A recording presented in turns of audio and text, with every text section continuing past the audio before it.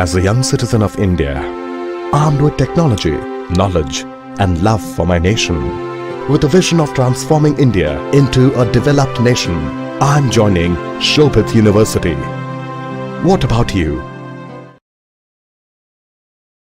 Very good morning to all the participants to the today's national webinar series on doubling farmers' income by 2022 and beyond. Atmanirbhar Bharat in Agriculture, Soviet Institute of Engineering and Technology, Meerut, a NAC accredited with A grade deemed to be university, and its centers of excellence, Center for Agricultural Informatics and E-Governance Research Studies, and Center for Agribusiness and Disaster Management Studies, conducts the national webinar series on doubling farmers' income by 2022 and beyond on every Thursday at 11 a.m. to 1 p.m. Today is the 12th October 2023, 121st edition. On behalf of the Honorable Chancellor, Honorable Vice Chancellor, the faculty members of the university, and on my behalf, and as Professor Emeritus and Chairman of the Centers of Excellence, Center for Agricultural Informatics and E-Governance Research Studies, Center for Agribusiness and Disaster Management Studies, and then Center for Informatics Development Solutions and Application, and Center for Informatics Industry 4.0 Technology Studies and Applications, and Center for Health Informatics and Computing. Let me welcome today's guest speakers to deliver the talk in the 121st edition of the National Webinar Series on a very important topic, smart tribal farming, measures for increasing economic productivity and empowering Bill tribal community in Dungarpur district, Rajasthan state. The guest speakers include Devilal, Vyas ji, Director, Mr. Dhanraj Labana, Mr. Kunwar Krishna Sharma, Madam Romila Vyas, Madam Jasminder Kaur, and Mr. Jaideep Vyas. I think Mr. Manish, why Mr. Devilal's connection is gone? Can you check it up? His connection I is wish to, disconnected. Mr. Jasminder, madam, can you ask him to see that for connection? I wish to inform the participants and the speakers of that the university regularly conducts two webinar series, national webinar series on doubling farmers' income by 2022 and beyond on every Thursday, and international webinar series on open source digital technology towards self-reliant India on every Saturday. So far, we have organized 120 webinars on various topics which are very much relevant for doubling farmers' income by income of the farmers.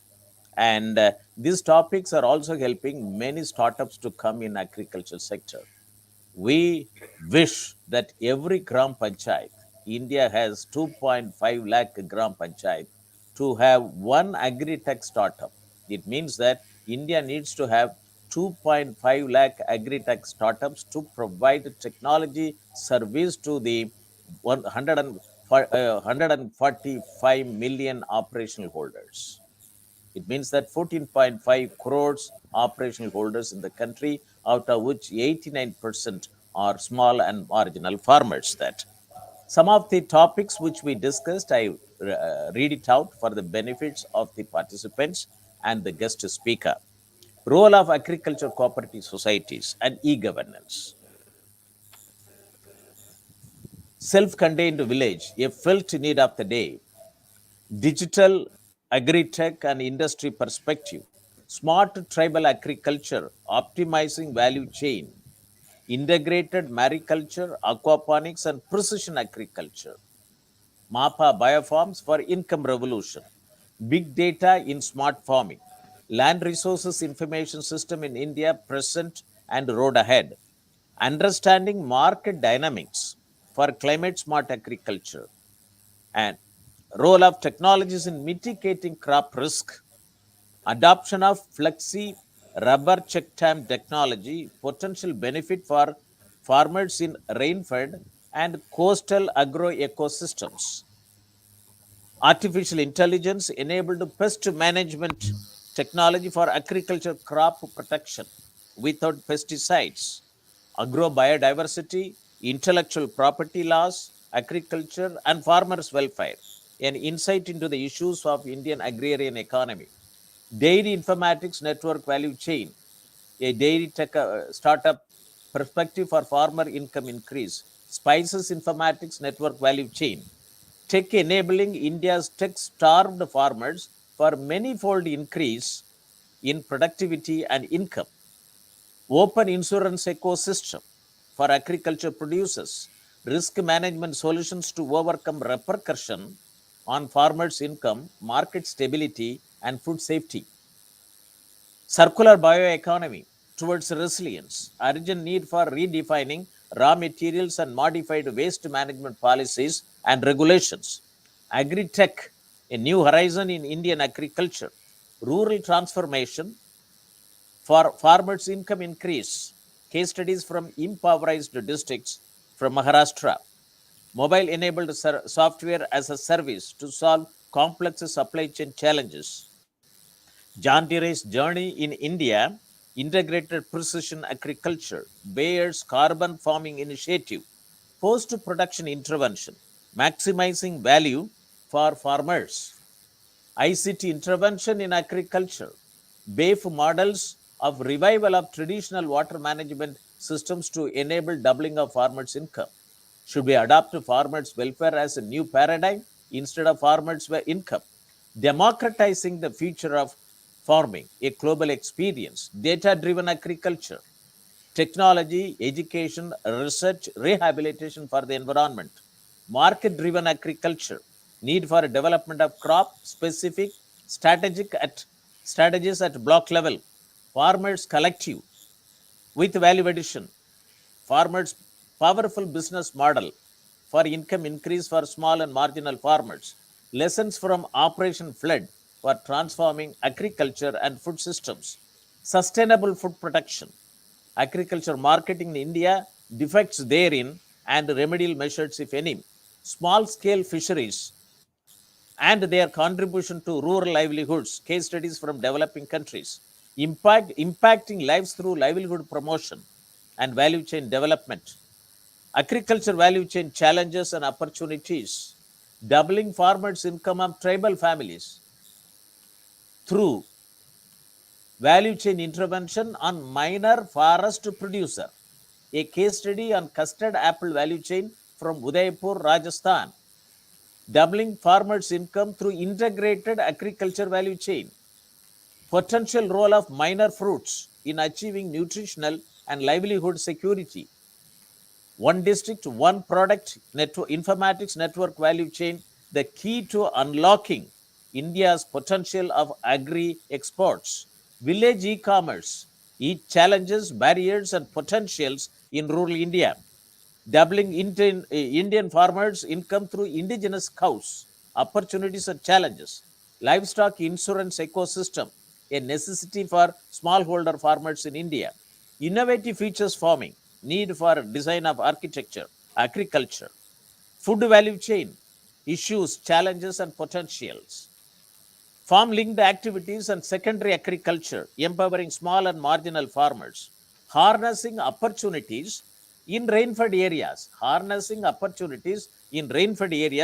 pathway to prosperity, agri entrepreneurship development, pathway for farming as a service, growth and structural transformation in agriculture in India, experience sharing on entrepreneurial journey in secondary agriculture, innovation for waste to wealth, development of livelihood activities among tribals through Nature Science Foundation, smart and collaborative agriculture, the way of the future, Prime Minister's Wi-Fi access network interface, PM Wani, entrepreneurship opportunities for small and micro business in agriculture, doubling farmers' income, the brown revolution or sweet revolution, apiculture, smart tribal farming, step towards operationalization of doubling farmers' income by 2022 committee recommendations in Jawad Hills, Tamil Nadu,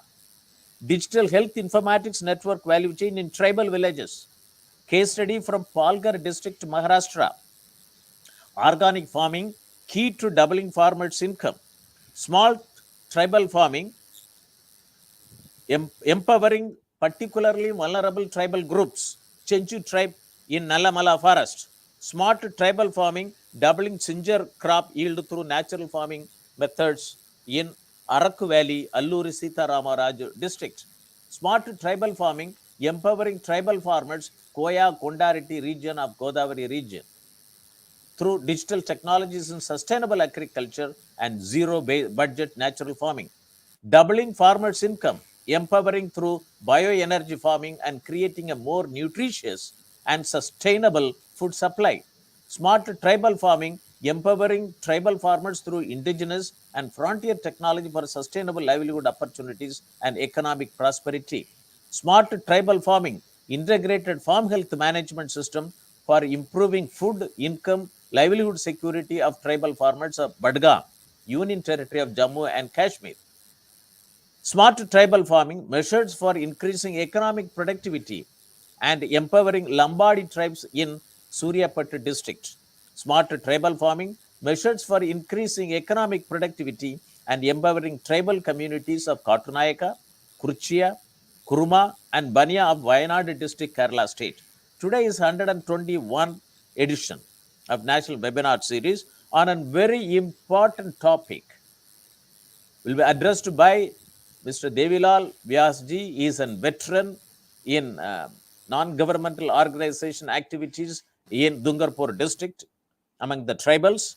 He and his team will talk about smart tribal farming, measures for increasing economic productivity and empowering full tribal community in Dungarpur district, Rajasthan state. To develop any sector of economy, a nation essentially needs four main synchronized intervention. Four main synchronized intervention. They are enabling policy environment, state of the art technology, financing mechanism, and entrepreneurship capacity.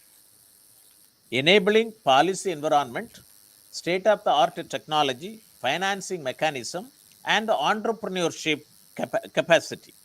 India is said to be a land of villages. Acharya Vinoba Bhave said, India is largely an agriculture country, Krishi Pradhan Desh, and a country of villages.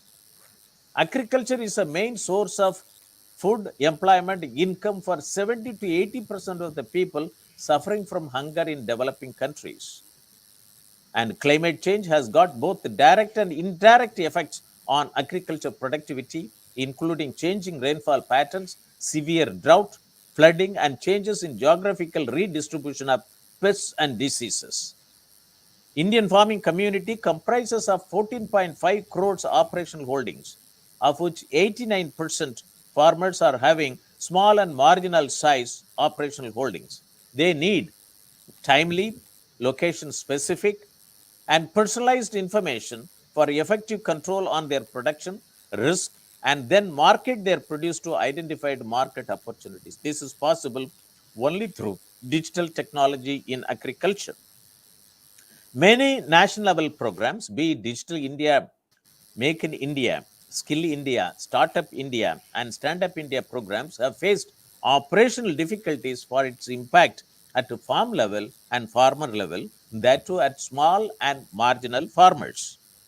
I would like to quote our Honorable Prime Minister Shri Narendra Modi at the 7th Governing Council of Niti Aayog meeting held on 7th August 2022. He said, I quote, he stressed the need to focus on modernized agriculture, animal husbandry, and food processing to become self-sufficient and global leader in agriculture.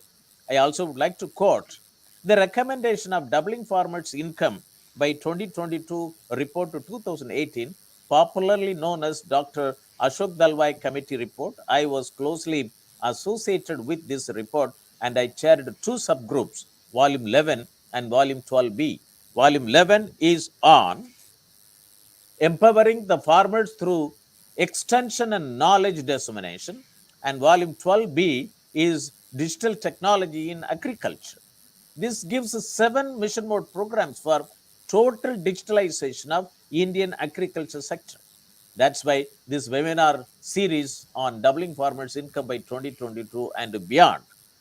One is that synergization of all agriculture schemes at village level.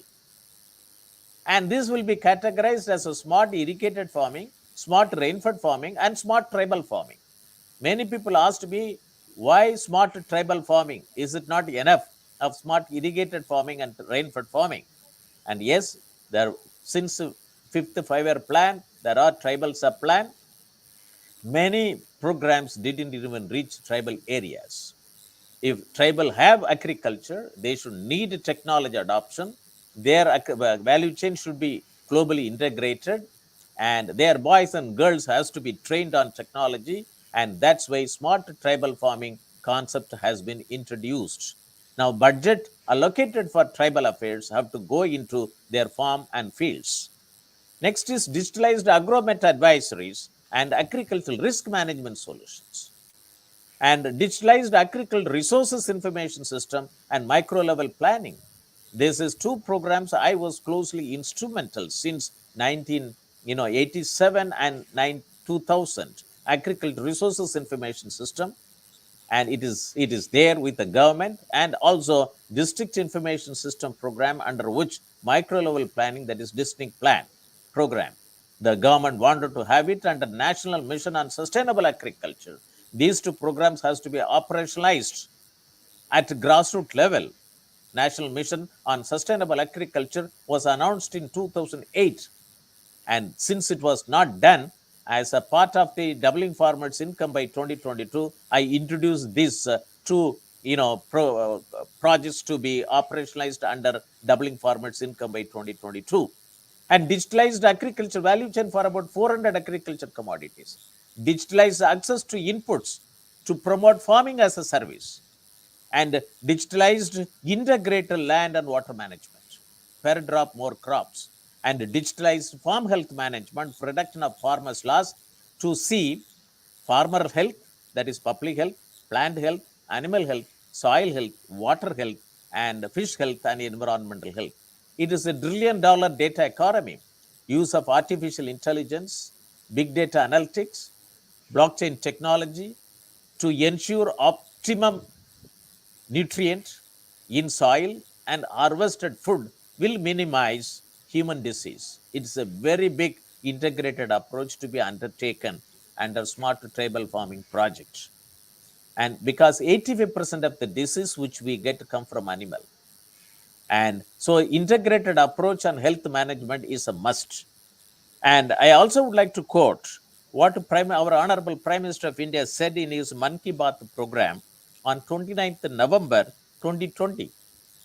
He said, I quote, our farm sector and villages are the foundation of Atmanirbhar Bharat. Our farm sector and our villages. And smart tribal farming is the topic, and it is a digital transformation of agriculture in tribal areas. Digital transformation of agriculture in tribal areas for manifolding tribal farmers' income. And we have initiated our Honorable Prime Minister, our Honorable President, Madam Draupadi Murmu, comes from a tribal community. We thought that during her presidentship, it is our responsibility to operate the component of smart tribal farming project component in a cluster of 10 to 15 tribal villages from Kanyakumari to Kashmir, from northeastern region to Gujarat. It's a must. India has got 142,000 tribal villages. By the end of Amrit Kal period, that is by 2047, when India become a new India, 142,000 tribal villages are also should be the part of the new India, technologically enabled, developed, and their agriculture is technologically enabled, smart tribal farming, smart tribal villages, and smart tribal people. And that's why that we are putting the seeds now, and another 24 years, and all the tribal villages will become smart tribal farming. And we have Atmanirbhar Bharat, And even in this India's budget 2023-24, and it has announced Saptarishi priorities. And it talks about digital public infrastructure for agriculture and also promotes agri startups and natural farming. And we have sustainable development goals of United Nations and the Agenda 2030, the future we want. 17 sustainable development goals and 169 targets to be achieved. Digitalization of Indian agriculture will facilitate achieving many sustainable development goals in India, and for which informatics network value chain is essential. This is a development alternative. I was closely associated from 1987 onwards, 512 districts computerization way back in 87, district information system of National Informatics Center. This is where every district collected has got a National Informatics Center outfit, and district information system is the pioneer aspect for bringing e-governance in the country. I was the project director at that time, 1987. And the 95, I brought IT blueprint for agriculture. Many programs in agricultural sector for digitalization was through 95 IT blueprint in agriculture. It's a very big conference held at Vigyan Bhavan in Delhi. And I was instrumental in bringing out IT blueprint in agriculture. And then in 2023 budget, government also announced Pradhan Mantri particularly vulnerable tribal groups development mission. And and we have smart and collaborative agriculture. The way of the future is very important. Collaborative agriculture means what? It is defined as two or more farmers working together. Future of farming is in the hands of four parameters. We have seen green revolution pioneered by late Professor Emma Swaminathan. And now this revolution is also called the Green Revolution. That is GRIN, not GREEN. GRIN, G denotes to genomics, R denotes to robotics, I denotes to informatics, and N denotes to nanotechnology. It means that all 4,500 engineering colleges can become a part of the digital technology in agriculture, which today they are outside the purview. Every engineering college which has got engineering students from different disciplines, they can adopt technology in agriculture. They should be the part of green revolution, genomics, robotics, informatics, and nanotechnology. And there is a boost for natural farming. Eco farming revolution is taking place, and regenerative agriculture, organic farming, and permaculture is also getting reshaped in India. And smart tribal farming, empowering tribal farmers through indigenous and frontier technology. Indigenous technology available with the tribal farmers and tribal people, and frontier technology for sustainable livelihood opportunities and economic prosperity. Indigenous technology, tribals are known to have rich knowledge of indigenous technology pertaining to agricultural practice. I'll, very shortly, I will talk about the Phil tribal community.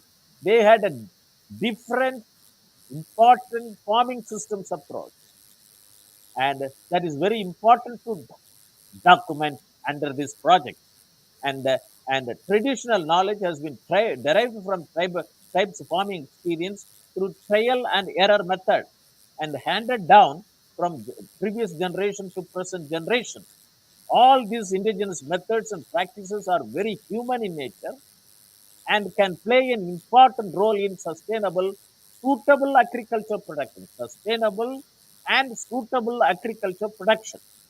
The indigenous knowledge may be exploited and blended with the existing scientific technologies to explore more sustainable and human friendly methods of agricultural practices. And frontier technologies, as announced by Dr. Jitendra Singh, Honorable Union Minister for S&T, he announced that they are promoting science technology innovation hubs STI hub for scheduled tribes. So I wish that the project which we are initiating in Jodhitra block, that is an aspirational block, smart tribal farming project, will become a science, technology, and innovation hub for the ST people. And as science and technology applications and interventions are necessary to be introduced, and also through application project and research project. Priority areas may be land use, ecology, environment, and energy, forest agriculture interface, and indigenous people, effective and sustainable utilization of available natural resource, development opportunities for local communities and around the protected area, application of science and technology for manpower to develop, generate alternate sources of income, facilitation of technology mission mode projects. And there is significance of technology in empowering tribal community, tribal way of life and sustainable development, technology intervention and tribal land rights, indigenous knowledge systems, health, education, and agriculture technology for tribal welfare, promotion of innovation and entrepreneurship, and digital repository of tribal culture, challenges to indigenous tribal languages, challenges to indigenous faith in modern world, and technology, tribals and independence struggle and tribal rights in pre and post independent, and tribals and digital inclusion, ICT and tribal empowerment, and technology women empowerment, and smart tribal farming measures for increasing economic productivity and empowering fill tribal community in Dungarpur district. We are taking as a pilot project in 15 villages, which the team will talk about it. It is enhancing farmers' income through digitalized agriculture value system. Dr. Ashok Dalwai Committee on doubling farmers' income by 2022-2018 through innovative, sustainable, and eco-friendly agriculture interventions for food, nutrition, health, livelihood, security, and economic productivity of tribal community. And the villages have been identified: Annapura, Palwania, Batotia, Patya, Charvada, Gantwa, Goyapala, Korada, Kadamtia, Kumela, Mundela, Navagara, Roda, Sureka Talab, and Vanya Talab. Zone 3 block is an aspirational block. One among 500 blocks have been identified in Dungarpur district. And Dungarpur tribal communities and integrated tribal development programs. Program on integrated tribal development project under tribal sub-plan is being implemented since the fifth five-year plan, with the specific objectives of reducing poverty, improving educational status, and eliminating exploitation of tribal families. The schemes of Ministry of Tribal Affairs are demand driven, and funding are made in various sectors, including for employment cum income generation, and covers activities such as establishment of agro, forest, and natural resource based micro and village industries through training of tribal cooperatives, self-help groups, and individual entrepreneurs, promotion and skill development in traditional tribal culture. Areas like tribal jewelry, painting, dance forms, music, and culinary art, village tourism, ecotourism. Rajasthan has got 5 integrated tribal development projects located at Banswara, Dungarpur, Udaipur, Pratapgarh, and Sirohi. Dungarpur Integrated Tribal Development Project governs Dungarpur Tahsil, Aspur Tahsil, and Sagwara Tahsil. Bill tribal community is the India's second largest tribal community. They live in Madhya Pradesh, Gujarat, Rajasthan, and Maharashtra. They are considered as one of the oldest tribe in India. Once they were the ruler in parts of Rajasthan, Gujarat, Malwa, Madhya Pradesh, and Bihar. They are a cross section of great Munda race and a wild tribe of India. Bills could be identified as one of the Dravidian racial tribe of Western India and belong to Australide groups of tribes. They speak a language of Dravidian origin. Bills constitute about 39% of total Rajasthan population. Due to their impeccable skill in archery, they are also known as the archers or the bowmen. The Bill people are mostly settled in villages where they build their house close to their farm. The houses are made up of mud and wood. Bills don't have separate wells for their houses, and the water is fetched from a common well nearby. Agriculture is the priority occupation of the Phil people. The major crops being cotton, wheat, castor, black grams, maize, and legumes. Crops except black gram and legumes are kept for the household needs and are sold in the market as per the need, whereas other crops are sold right after the harvest. Some people who do not have their own farms work as laborers at others' farms. Tribals undertake traditional practice of selecting indigenous healthy seeds and preserving them for the next crop season. Green Revolution had a serious impact on tribal agriculture. Animal husbandry is also a source of income for some people. One remarkable feature of fields is that they don't have a gender inequality. Men and women both work equally in the fields as well as in the house. The farming revolution in tribal villages of Rajasthan is required through technology. There is a positive knowledge among the tribal farmers among the improved agriculture technology and its rate of training. The tribal people need to train about scientific farming. Training needs for field tribes for agriculture and allied sector. I would like to quote a very important document which is published by Vagdara organization, which is located at in Banswara, and they talk about the various dimensions of build community farming systems. It talks about soil health management, talks about pest control, talks about community seed management, talks about post harvest management, sustained storage, and crop diversity management. And they grow 20 varieties of crop is almost a standard for any single farm of a bill farmer.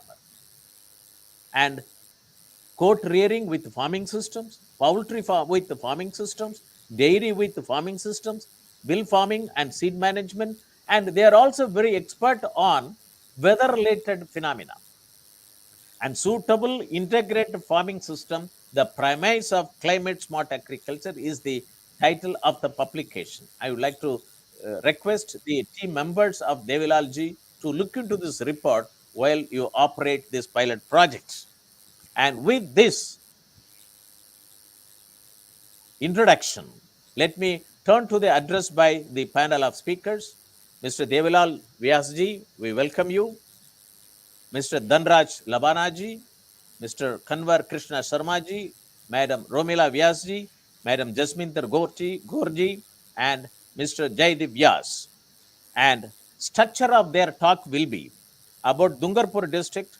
Mr. Devilal Vyasji and Jaideep will give about the Bill tribe by Mr. Devilal ji and Mr. Jaideep, and about the organization by Mr. Devilal Vyasji.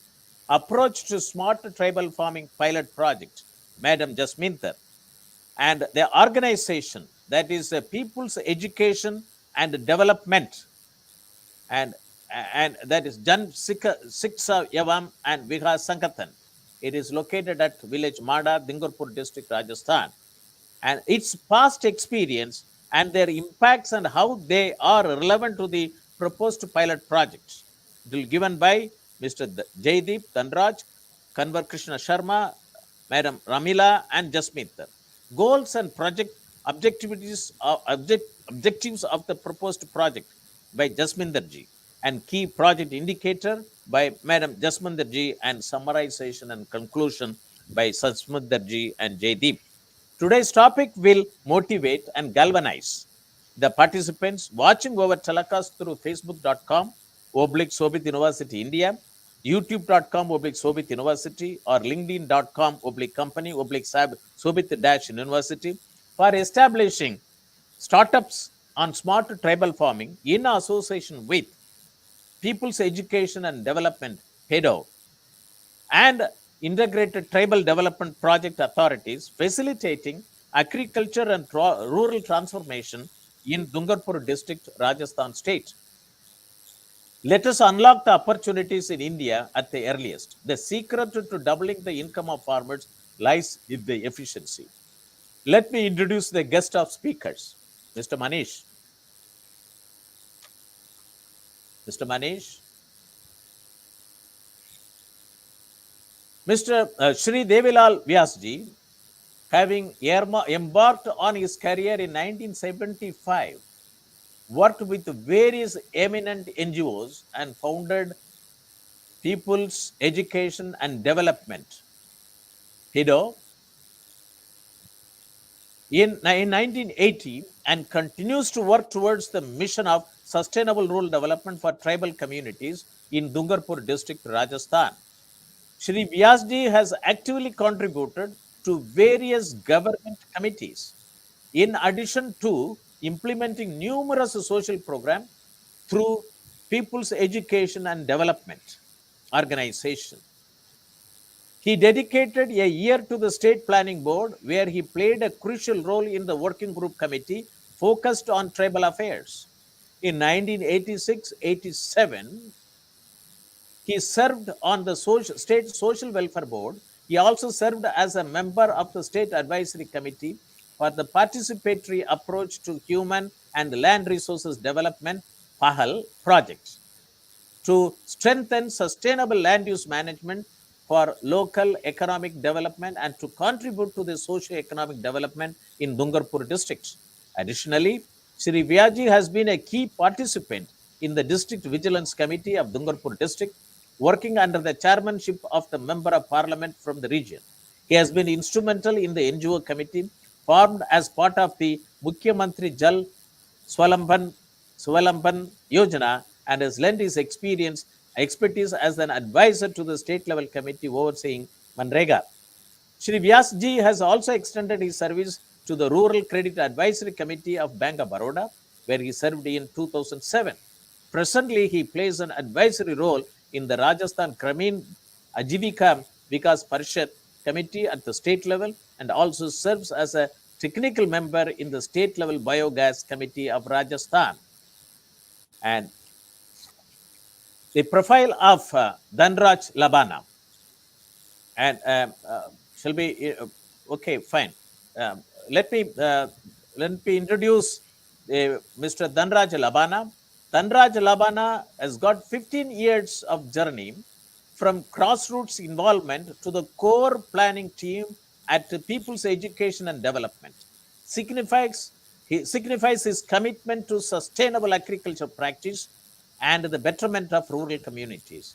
During his time at the grassroots level, he has gained valuable insights into the challenges faced by the farmers and the specific needs of different agriculture projects. This hands-on experience has equipped him with a deep understanding of the intricacies of farming practices and the environmental issues affecting the rural communities. Mr. Kunwar Krishna Sharma ji has an experience of 35 years in the social sector. Mr. Kunwar, you can raise your hand. He has been involved in the most of the projects of People's Evaluation and Development Organization since very inception. He has had a very active participation in establishing microfinance network of People's Evaluation and Development Organization, linking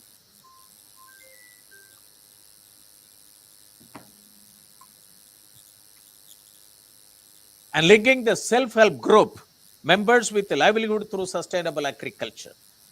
Madam Romila Vyas, Madam Namaste Ji, has been pivotal in community trust since People's Evaluation Development Organization's inception. Her grassroots mobilization efforts have empowered women farmers, enhancing the role in agriculture. She actively contributed to setting up microfinance initiatives, promoting financial inclusion. Romila ji hands-on involvement in project implementation has ensured gender equity and community development. And let me also introduce Madam Jasminder Kaur. Jasminder Kaur, with a background in planning and policy making, is exploring the synergy of technology and agriculture. She is ardent about integrating GAS into farming, envisioning its potential for small and marginal farmers. She is enthusiastic about implementing smart farming for increasing the product yields of the farmer. Mr. Jaideep Vyas has a background in planning and policy making in housing sector. He has expertise in tribal housing and helped people's education and development organization in implementing various watershed programs for enabling agriculture and livelihoods in region. With this, I welcome Mr. Devilal ji to the National Webinar Series on Doubling Farmers' Income by 2022 and beyond for your address on a very important topic, smart tribal farming, measures for increasing economic and economic productivity and empowering Bill tribal community in Dungarpur district, Rajasthan state. Over to you, sir.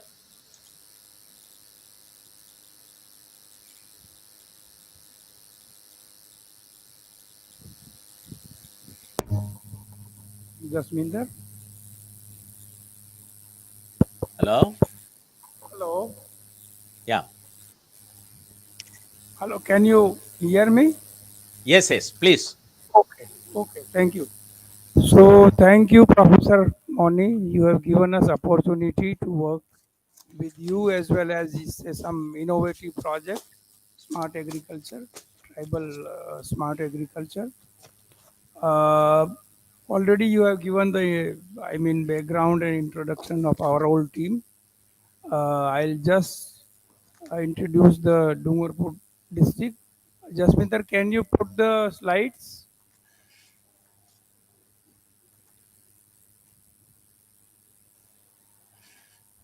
Jasminder?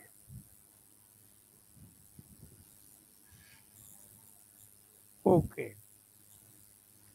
Next slide. Yeah, you can explain. Yeah. So basically, our organization is working in the tribal dominated area of Dungarpur districts. This is one of the most backward district and is basically 2 3 parameters which we have seen in some of the reports and the studies. The UNDP has ranked Dungarpur is the less developed district as well as Mr. Manish, you can put Mr. Jaswinder also in the foreground. Okay, please yeah. carry on. Yeah, next. So basically, the Dungarpur is having a problem of below poverty line, and in sometimes it's a very extreme poverty households are also in the districts. Basically, we have almost more than 70% household belong to the tribal families. Just in the next slide. So you can see the topography of the Dungarpur district. Basically, it's a very hilly and undulating terrain. Basically, this is a rain-fed area. There is not much rain is available. The problem is with the average rainfall is quite good, around 700 mm. Don't please don't rush it. Go to the previous slide. Yeah, Okay. yeah, it's a very undulating because the name of Dungarpur is basically due to the Dungar. Dungar is the hills. That's why the Dungarpur is called Dungarpur. And scattered population. There is no two family together having a house. Almost if you visit in the area, then at least you have to visit 1 kilometer to visit the at least two families. But they are basically very nuclear families. There is no joint family concept in the tribal. Just in the next slide. Yeah, the settlement is very scattered, and all around 33% area is under agriculture. Otherwise, more than 30% is under forest. and 30% is for other purposes. So the land holding is very small in the with the families. Is average land holding of tribal family is around 1.3 hectare. So mostly more than 80% families are either small or marginal farmers. Uh, next, just a minute.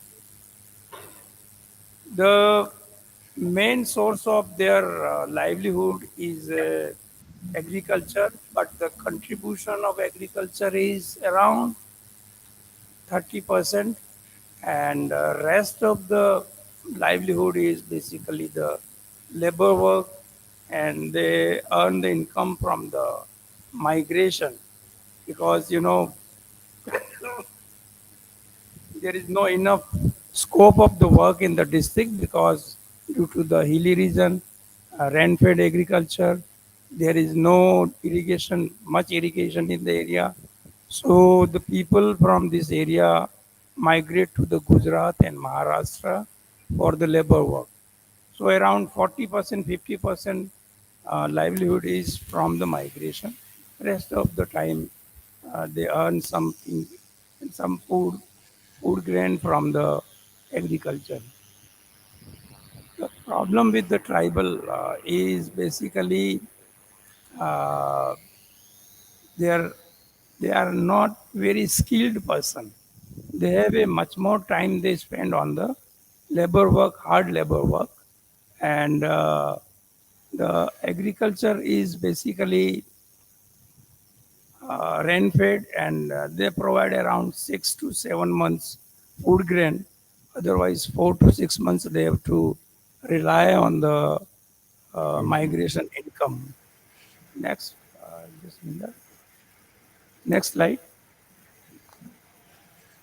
So, but they are very strong social system.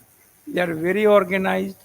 They believe on supporting each other very closely, because one or two instances, during the marriage also, every family contributes something to the family, so they can manage the marriage system, as well as during the any death. Also, the nearby families contribute almost 6 months food grain and some money. So after, when nobody is there to earn the income, so that can be survived at least 6 months.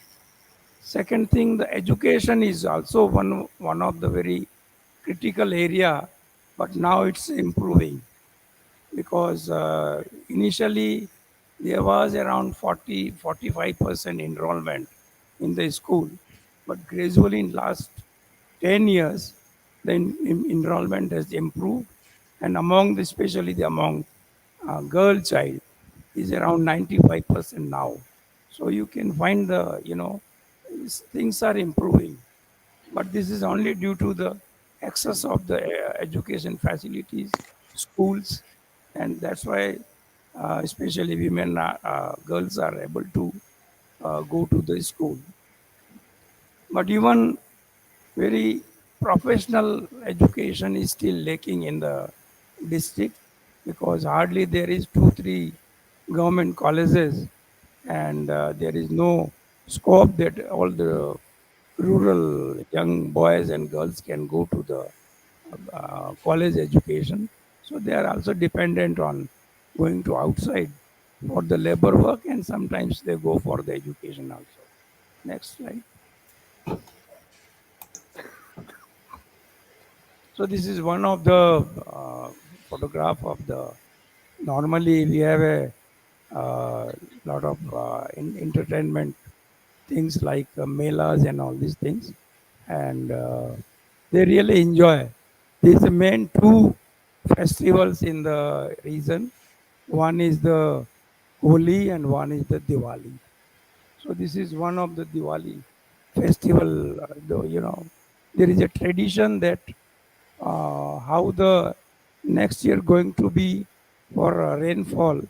So they just have a cows, and they just try to uh, you know prediction that which cow has gone first, so it will be a good year or something like this. This is a very traditional type of things. Next slide. Jasminder, next slide. Yeah. This is the housing pattern, how they live. There is a very scattered population. Drinking water is also a problem. They have to fetch the water from the hand pumps, and at least every family has to walk at least 1 or 2 kilometers to get the potable water. So these sort of things are there. The life is not so easy among the tribal community because they have to face very hard life. It's very due to the scattered population. So government is also not able to provide all the drinking water, education, health facilities because due to the scattered population. Next slide. The art of construction of houses has been transferred from generations to generations. uh, these kind of houses were made like around 50 years ago, and they still continue to make the similar kind of houses. They use very local materials. I mean, like it's very unaffordable for them to go to market and purchase cement and everything, so they use local materials to construct their houses. But now The they are major making material is stone and the soil, the rammed earth. but The nowadays they are livelihood and economics of Bhil tribe, if we look into it, since like let's start with 70s. Most of the tribal communities were lawless hunters and gatherers. There was a barter system, and in exchange of forest products, they would only purchase matchbox basic items like matchbox, salt, soap, and clothes. These were the four basic items that were exchanged against the forest products. And in 80s, when the forest started reducing, the forest cover started reducing, and the population started increasing, and that period also saw series of droughts. The situations of tribal community became really, really bad. And you know what, the agriculture system was very like old and traditional. The productivity levels were extremely low, and most of the products were consumed at household levels. Uh, Again, so I mean, like with the droughts, series of droughts actually. Uh, I mean, like people fell into the clutches of money lenders, gave up their lands, gave up their jewelries, and there was acute shortage of food and water. And that was the period when a lot of male started to migrate to leaving Dungarpur and migrating to industrial towns like Ahmedabad to work as daily wage laborers, sometimes as farm laborers. And you know what? Living in a city for a person from tribal community was extremely challenging. Uh, they got into diseases, they could not eat food properly, and besides that, women were left behind at their homes to take care of livestock, to take care of old people, to take care of young children, to take care of the houses, to take care of the agriculture that they had, whatever the little it was. And so PEDOs at that period of time started working with women. And so we'll talk about it in detail, that how it started and everything. And in 1990s, there were a lot of programs initiated by the government and NGOs like ours in terms of health, education, forestry, wasteland development, agriculture. So now situation started improving slowly. Now it's a mobile phone generation. That's what I feel. I mean, like after let's see, year 2005, 6, everybody is having a mobile phone, and we need to understand how the economy is going to work in these times when there's digital technology in everybody's hands.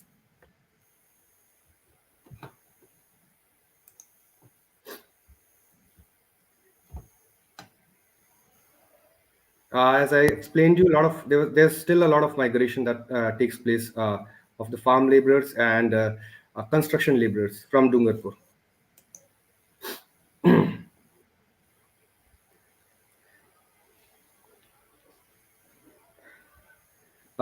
Again, as explained, the land holding size is bare minimum. It's meager 1.33 hectares. and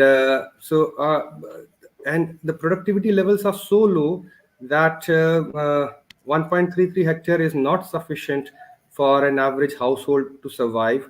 I mean, like survive both in terms of the food security and livelihood security, both the things.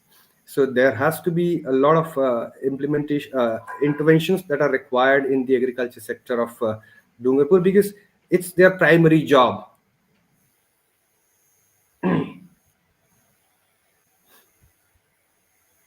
And rainfall has again been a major challenge. If we look into the data of past few years, of course, Dungarpur receives considerable 710 mm every year, but then it's there have been droughts which are very visible. Every 4 or 5 years there'll be a drought when people will again, I mean, like as soon as they get out of this clutches of poverty, they again get into clutches of poverty because of the drought systems. And again, with the climate change, I think it is expected to have much worse impact in the coming years. The livestock is also important to the tribal communities. They have been traditionally uh, keeping livestock like cow and bull, and small animals like goats, mostly for household consumption. People still are keeping the local breeds, with the productivity levels are extremely low, and it barely serves their own household needs.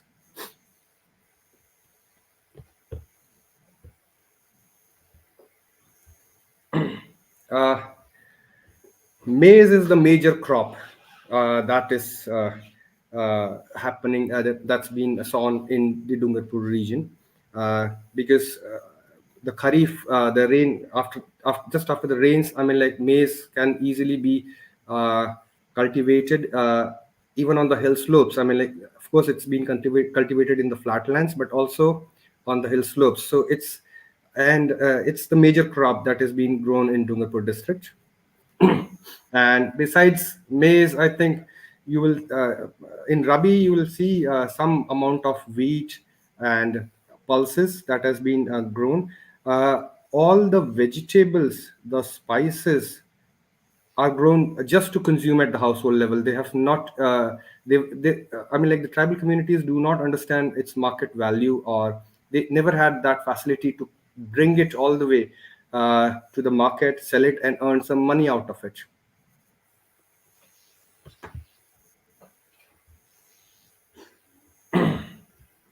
Can you explain? आप बताएंगे?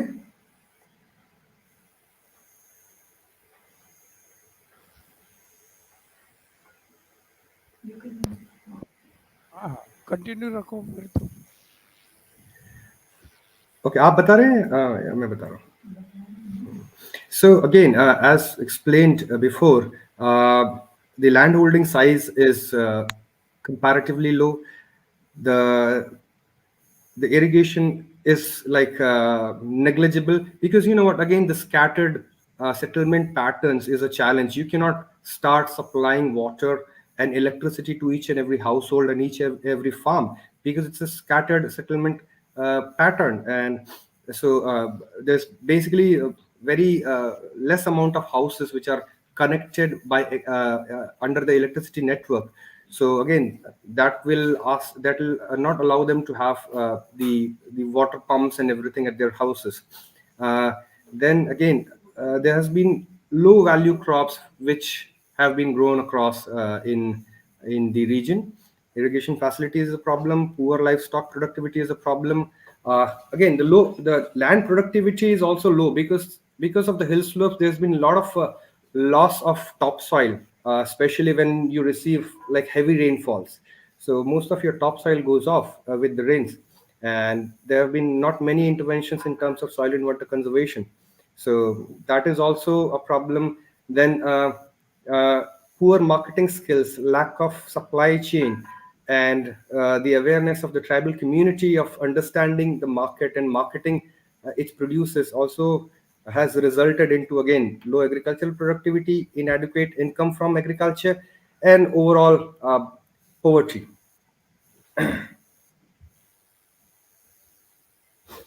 Uh, uh, Devilalji will explain about the organization. So our organization started working with the tribal area of Dungarpur district in 1980. Basically, initially stage we don't have any project, but we thought we'll just move around the area, just see the people, meet the people, what is the problems. So almost 2 years we spent in the area without any project.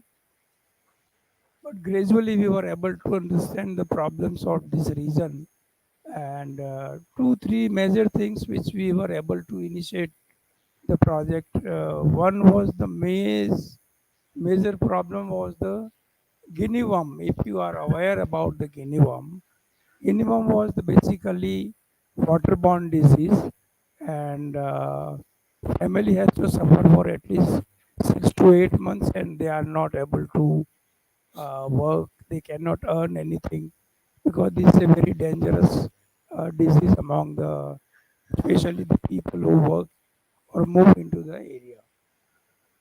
So we have worked for at least 10 years to eradicate the uh, guinea worm, and that was our biggest achievement when we started our work in that region.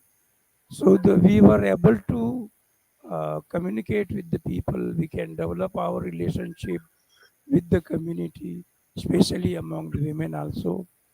And second problem which we have seen during the drought period from at least 3 consecutive years, and during that period we were able to work with the village forest, and there we were able to meet the women. So that is one of the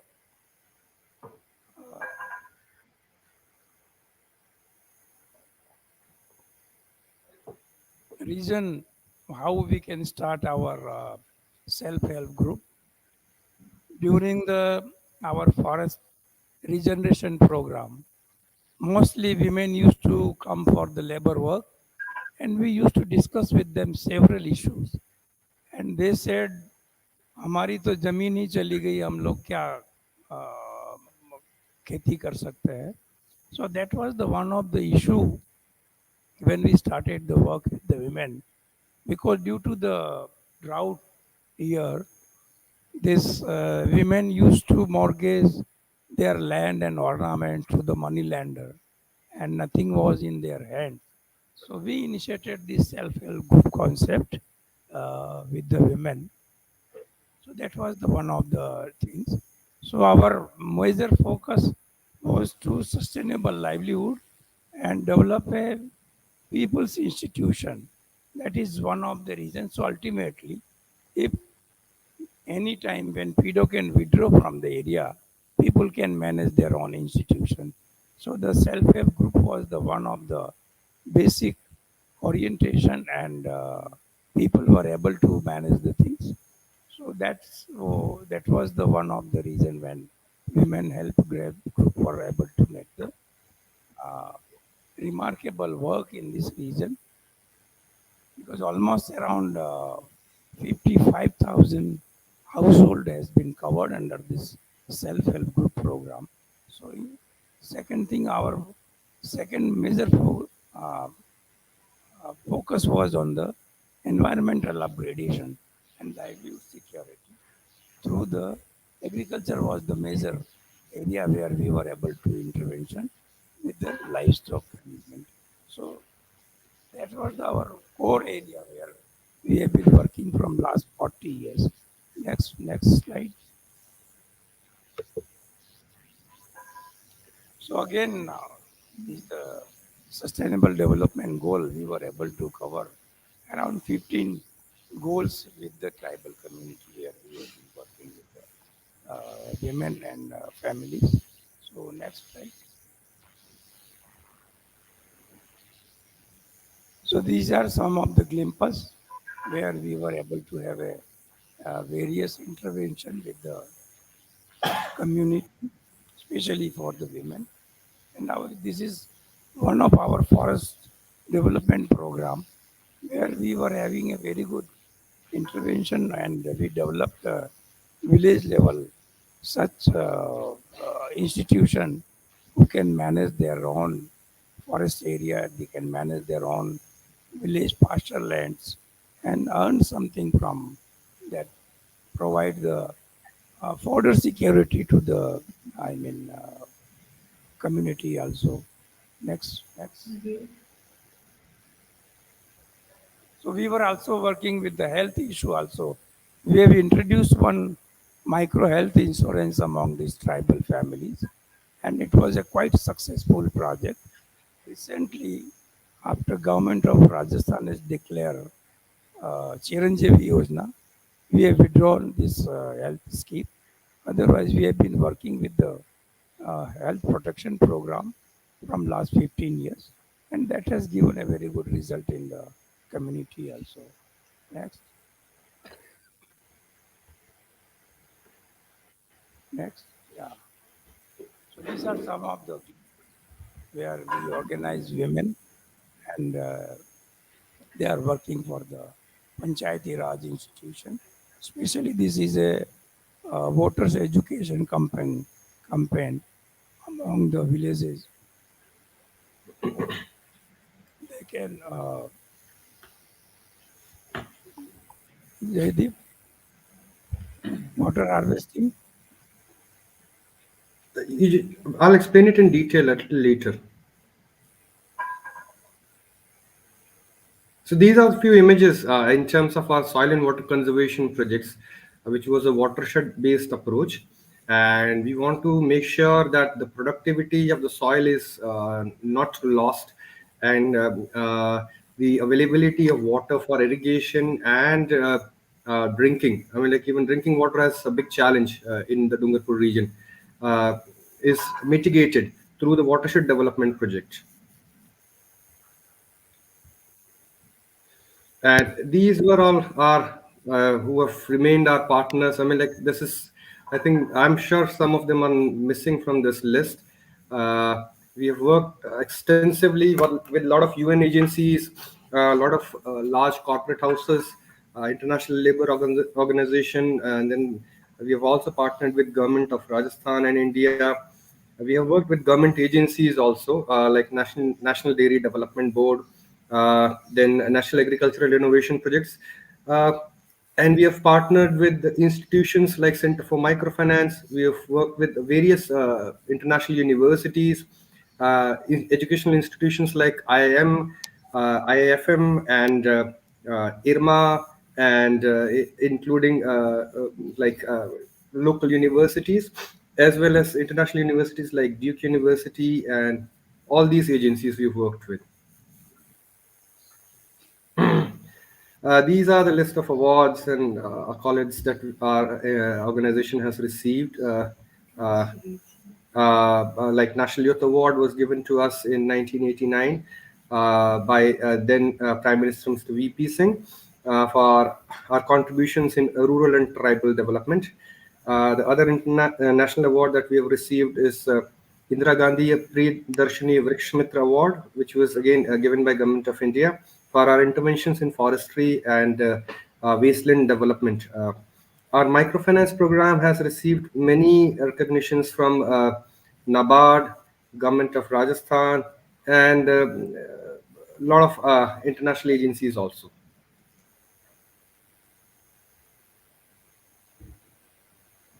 These are some photographs.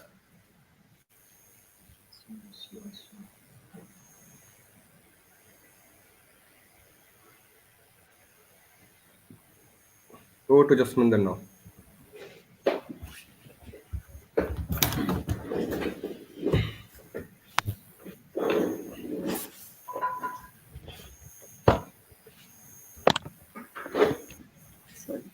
So I think we've already talked about the prevailing challenges and concerns in the district which are faced by the tribal community, like the rain-fed agriculture, which is a major challenge, and lack of irrigation facilities, poor market supply and absence of supply chains, then dominance of low value and low demand crops, lack of diversification in cropping pattern, and the outdated farming practices, and lack of quality planting material, and also lack of risk management, knowledge, and lack of post-harvest management.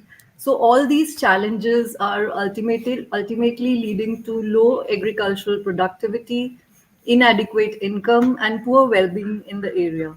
So to address these challenges in current agriculture systems, the Smart Tribal Farming Pilot Project is proposed in the area to empower tribal villages and promote sustainable agriculture.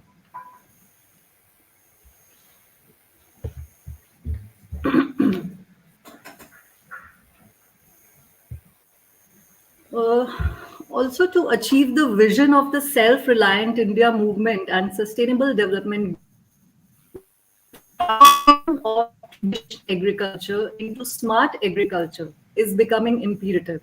Smart is being recognized in every field. You know, the Prime Minister had introduced the concept of smart cities, where he emphasized on the importance of ICT.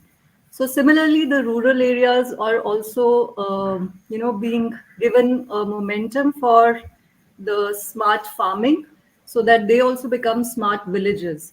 So smart agriculture is a development that has emphasized innovative technologies through ICT digitalization, but along with being climate resilient and economically viable, and towards achieving a holistic rural development.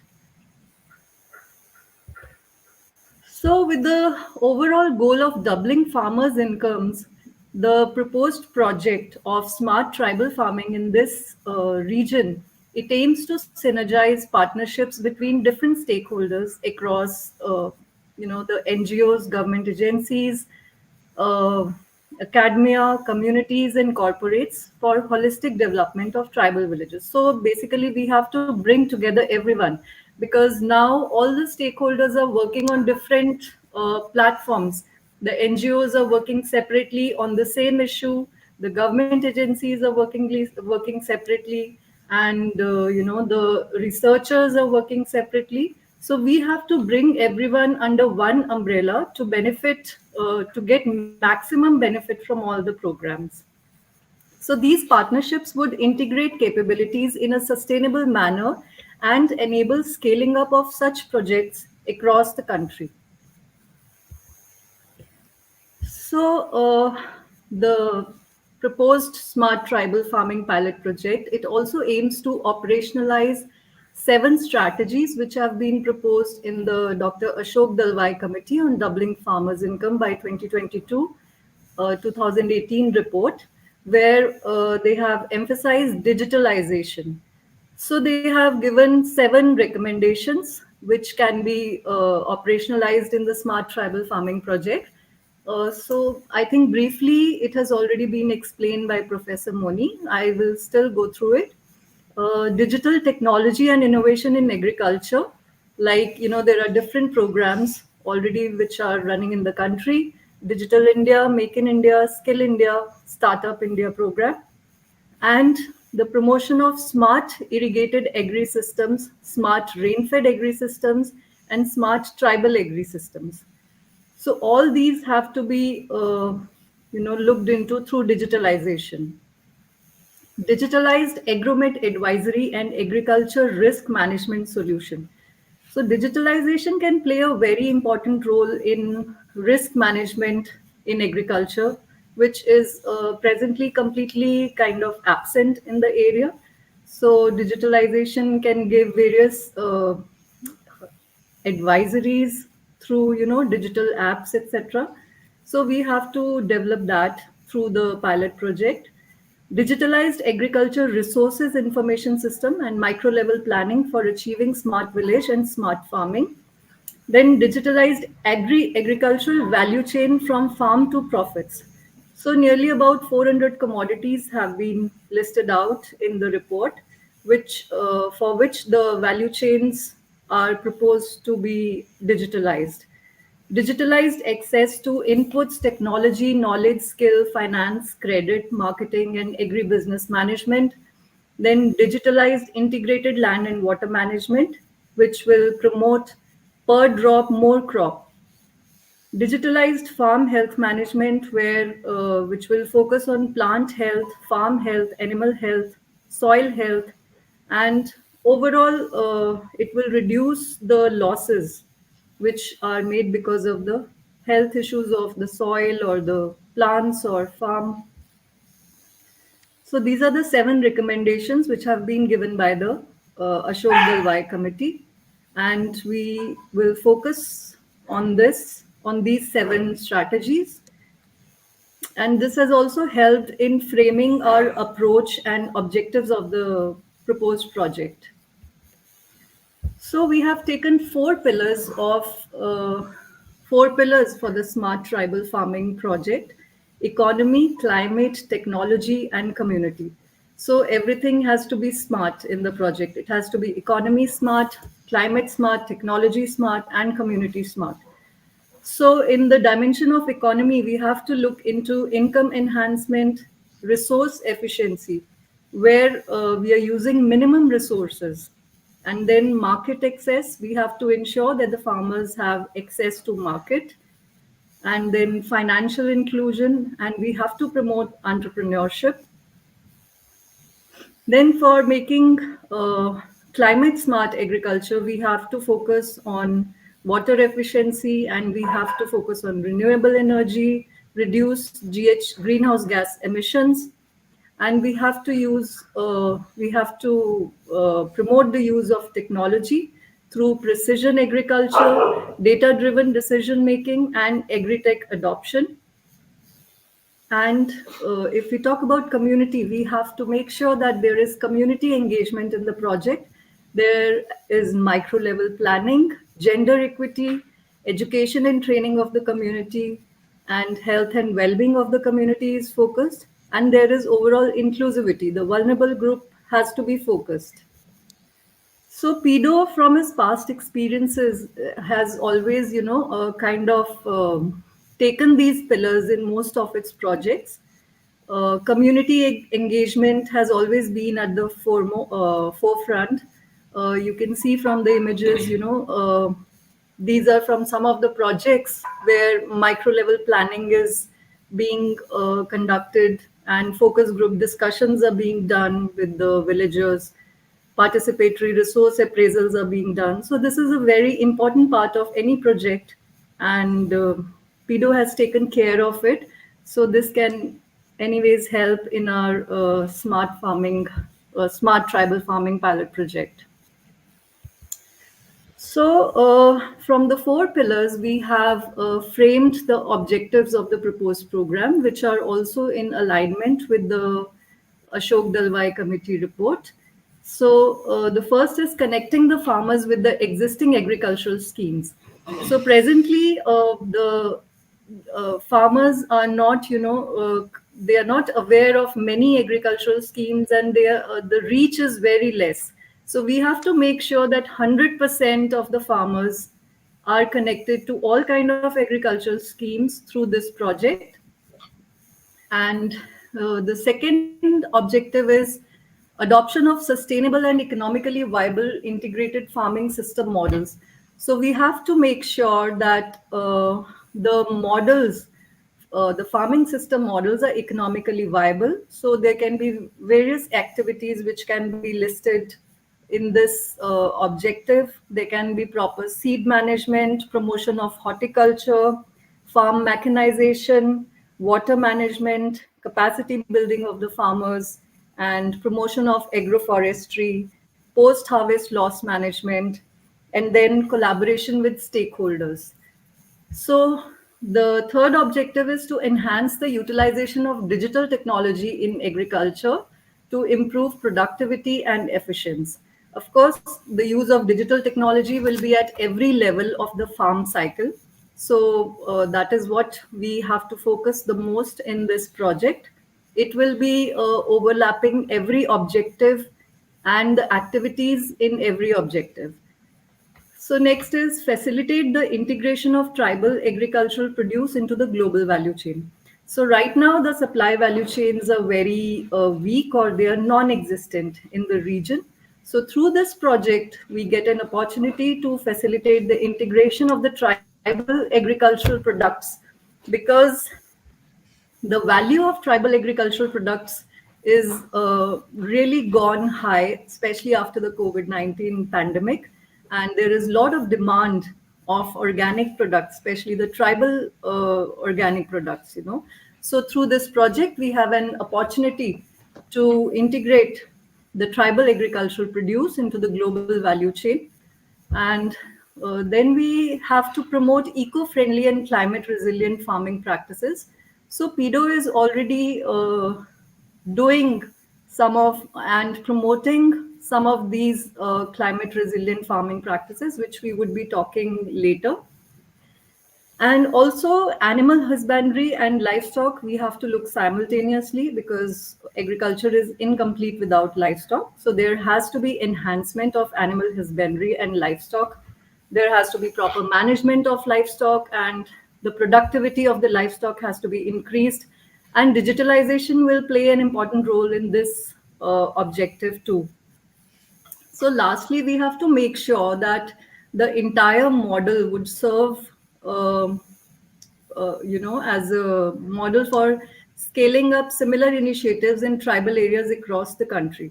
So for this, we need a robust monitoring and evaluation framework. We have to monitor and evaluate the project at every stage, so that we understand how much progress we are making and where we are lagging, so that we can make changes in our project cycle. So, yeah, monitoring and evaluation is very important, and the documentation of the entire project from the inception stage to the last stage is very important, so that can be shared with other stakeholders. And also collaboration and uh, brainstorming sessions with stakeholders is very important. For example, I think the one which we are doing right now, that is also you know comes under this objective. We are doing a brainstorming session already. So yeah, so these are some of the objectives of the proposed program. And these are the outputs that we could get from our objectives. Improvement in crop productivity, improvement in livestock productivity, resource use efficiency or savings in the cost of production, increase in the cropping intensity, diversification towards high value crops, improvement in real prices received by farmers. So these are some direct outputs which we can look into through a monitoring and evaluation framework. So, the proposed area of intervention for the pilot project, we have selected 15 villages from Zone 3 block from Dungarpur district. So, this block is an aspirational block. It comes under the aspirational block program. So, as we know that aspirational block program is a development initiative which was aimed at improving the performance of areas that are lagging on various development parameters, and this was announced in the Union Budget 22-23. The aspirational block program covers around 500 underdeveloped blocks in the country. So fortunately, Jo3, we have one in our area. So it will definitely be an opportunity for us to develop this block.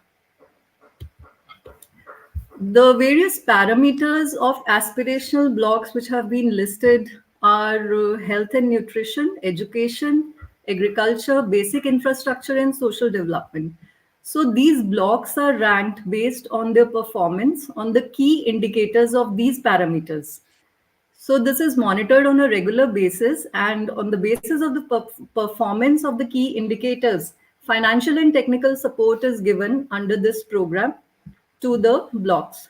So agriculture is one of the key performance indicator, and definitely this can give major technical and financial incentives to our smart tribal farming pilot project.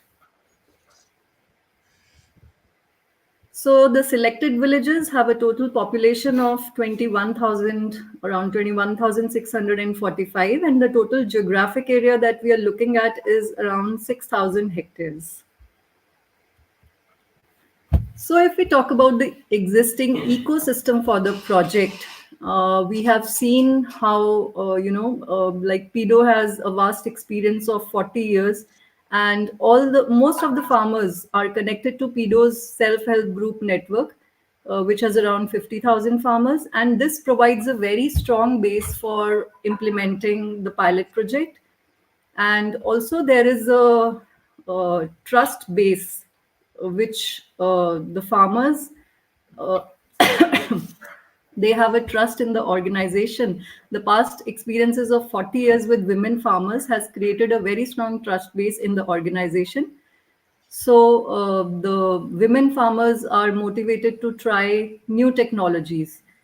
And also through this SHG network, credit facilities to the women farmers are readily available. And uh, also the selection of the villages we have done from the aspirational block, and this would definitely give an impetus to the project. And also PEDO has a good experience on agriculture and livestock on grassroots level. So that would also help in understanding the real challenges and concerns of the farmers. So some of the weaknesses are that farming technologies are outdated in the area, and there is a lack of awareness in the tribal community. The terrain of the area is difficult, lack of irrigation facilities, rainfall deficiency, which we have already talked about, market support and value chains is not, almost not existing. And there is lack of risk management practices due to which the farmers make huge losses, especially post harvest losses. So, I think now we'll talk about how PEDO's past experiences are relevant to the proposed project. We'll be talking about selectively for the projects related to agriculture only. So, I would request first Krishna ji to please explain the PEDO's microfinance network. Krishna ji आप micro finance network explain कर दीजिए.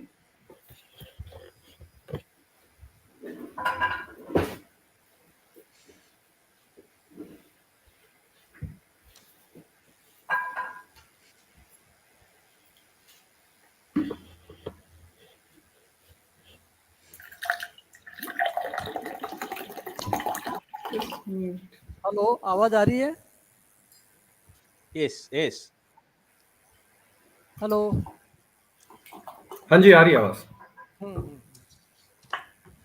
पीडोज micro finance का एक पूरा पुराना history है, और उस क्रम में मैं ये कहूँगा कि जब हमने इनिशियली 1980-81 में जब पीडो का शुरुआत किया था initially social work and research centre के रूप में, और 5-6 साल के बाद में हमने जैस वीएस में अपना रजिस्ट्रेशन सेपरेट करवाया था. तो 1980-81 से लगा करके और 95-96 ये जो 15 साल हम लोगों ने अलग अलग एक्टिविटीज़ के साथ में काम किए थे, और वो सारा का सारा काम जिसमें आपका एम्प्लॉयमेंट जनरेशन भी था, लोगों को रोज़गार मिल रहा था, जिसमें आपका वेल डीपनिंग्स है, कॉमन लैंड प्लांटेशंस हैं, स्कूल्स बिल्डिंग है, इस तरह के सारे काम हम लोगों ने किए. तो कम्युनिटी लेवल पे जो काम थे उसको तो हम कर रहे थे, लेकिन आप देखिए कि इंडिविजुअल फैमिली का जिस तरीके से डेवलपमेंट होना था, उसका जो ग्रोथ होना था, वो हमको नहीं दिखाई दे रहा था. हमने स्कूलें खोल दी, हमने हैंडपम्प्स लगा दिए, हमने आंगनवाड़ी को सपोर्ट कर दिया, हमने कम्युनिटी पास्चर लैंड को डेवलप किया, लेकिन इंडिविजुअल फैमिली तो वही है, उसका तो घर वही है, उसका तो वही कैलू है, उसका वही दरवाज़ा है, वो हम लोग चैन नहीं कर पाए. तो आफ्टर 1986-87 में हम लोगों ने एक नेशनल लेवल का यहाँ पे और मेला आयोजित किया, और बहुत से ऑर्गेनाइजेशंस को हमने यहाँ इनविटेशन दिया, और हम लोगों ने 3 दिन का एक गेट टुगेदर करीब 5 से 10 हज़ार महिलाओं के साथ में इन चीज़ों पे गौर किया कि हम कहाँ जा रहे हैं, हमको कहाँ जाना चाहिए. तो एक स्ट्रेटजी बनाई हम लोगों ने, और ड्यूरिंग द हमारे जो एग्जिस्टिंग जो हमारे प्रोजेक्ट्स है उसमें हम लोग जब काम कर रहे थे, तो महिलाओं के साथ में जो हम लोगों को समझ में आया, और एक प्रोजेक्ट हमने शुरू किया था आपका स्मोकलेस चूल्हा. शेखर जी अगर आप जानते हो तो ये हिमाचल मॉडल का था खोरे का। उसमें हम लोग ठेठ उनके किचन में जाते थे और एक पाइप सीमेंटेड पाइप होता था और एक स्पेसिफिक डिज़ाइन होता था उस चूल्हे का, ताकि वो उस पाइप के ज़रिए वो धुआं बाहर जाए और घर में ना जाए, और उससे उनका हेल्थ के ऊपर जो ट्यूबरक्लोसिस का जो हमारे यहाँ जो था साफ जो उसके घर की जो स्वच्छता है महिलाओं के लिए स्पेसिफिक हमने ये एक किया। तो जब आप किसी के घर के किचन तक जाते हैं ना, तो बहुत सारी चीज़ें निकल करके आई हैं, और वो चीज़ें हमारे लिए इतनी सीख वाली थी कि उनके पास में समझ में आया। आप बाहर जब बैठ के मीटिंग करते हो और किसी के किचन के अंदर तक जाते हैं तो बहुत फर्क पड़ता है। वहाँ हमको मालूम पड़ा कि उनके सारे गहने हैं, उनके ऑर्नामेंट्स हैं, उनकी ज़मीनें हैं, वो तो ऑलरेडी कर्ज में है। वो कहीं तो जो पैसा देते हैं उनके पास में है, महिलाओं की अपनी कोई संपत्ति उनके पास में है ही नहीं। दूसरा ये था कि पुरुष लोग कहीं से न कहीं से बैंकों से कर्जे में डूबा हुआ है, वो पैसा लाता है लेकिन घर पे पैसा नहीं देता है। तब हम लोगों ने 96 में हम लोगों ने हमारे सारे काम को देखा कि हम लोग अलग अलग प्रोजेक्ट पे काम कर रहे हैं, लेकिन हमको इंडिविजुअल फैमिली के स्ट्रेंथन के लिए काम कर रहा है, उनकी आजीविका पे काम करना है, उनकी सामाजिक और आर्थिक स्थिति को बदलना है, तो हमें हमारा स्ट्रेटेजी बदलना पड़ेगा। और हम लोगों ने 3 से 4 साल तक अलग अलग कंट्री पे हम लोग गए, खास करके दक्षिण भारत को हमने देखा। बांग्लादेश में हम जहाँ गए, जहाँ आपका रूरल बैंकिंग मॉडल जो चलता है प्रोफेसर यूनिस का, और उन सबको देख करके सीख करके, और फिर हमने यहाँ जो 3 टियर सेल्फ हेल्प ग्रुप का एक स्ट्रक्चर हम लोगों ने यहाँ डिज़ाइन किया। पहले हम लोगों ने शुरुआत किया था एक ब्लॉक में, बिछवाड़ा ब्लॉक में हम लोगों ने शुरुआत किए थे सेल्फ हेल्प ग्रुप का, लेकिन किसी तरह का कोई नॉर्म वगैरह नहीं था। आपका सेल्फ हेल्प ग्रुप चल रहा है, 20 महिलाएं हैं, 25 महिलाएं हैं, 100 महिलाएं हैं, और एक ही व्यक्ति उस पर काम कर रहा था। एक स्कूल भी देख रहा है, अदर एक्टिविटीज़ भी देख रहा है, सेल्फ हेल्प ग्रुप भी देख रहा है। तो हमने एक कंसल्टेंट को हायर किया 3 से 4 साल के बाद में कि हमको समझ में नहीं आ रहा है कि हमको जाना कहाँ है। तो फिर हमारे अहमदाबाद की एक जुमानी फाउंडेशन थे, उन लोगों ने हमारे यहाँ 3 से 4 महीना वो यहाँ रुके, और हमारे जितना भी हम लोगों के पास हमने सेल्फ हेल्प ग्रुप के ऊपर काम किए थे, उन्होंने उसको देखा, और हम लोगों ने एक मानस तो ये बनाया था कि सेल्फ हेल्प ग्रुप हमारे बूते की बात नहीं है, इसको हमें छोड़ देना चाहिए, हम लोग हमारे अपने काम को करें। लेकिन जुमानी फाउंडेशन ने जो हमको रिपोर्ट दिया उसमें ये था कि जो सेल्फ हेल्प ग्रुप आपने शुरू किया है, आप चाहते हैं कि बंद कर दें, लेकिन लोगों को इसकी ज़रूरत है। दूसरा ये था कि जो सेविंग्स लोग कर रहे थे उसमें हमने ये कहा था कि एक तो उनकी हेल्थ के लिए, एक उनके एजुकेशन के लिए, और एक उनका जो, क्योंकि यहाँ किसी भी समय लड़ाई झगड़ा हो जाता है, मारपीट हो जाती है, उस समय उनको पैसों की ज़रूरत पड़ती है। तो ये 2-3 हमने पर्पस डिसाइड किए थे कि आपकी सेविंग को आप इस तरीके से करेंगे।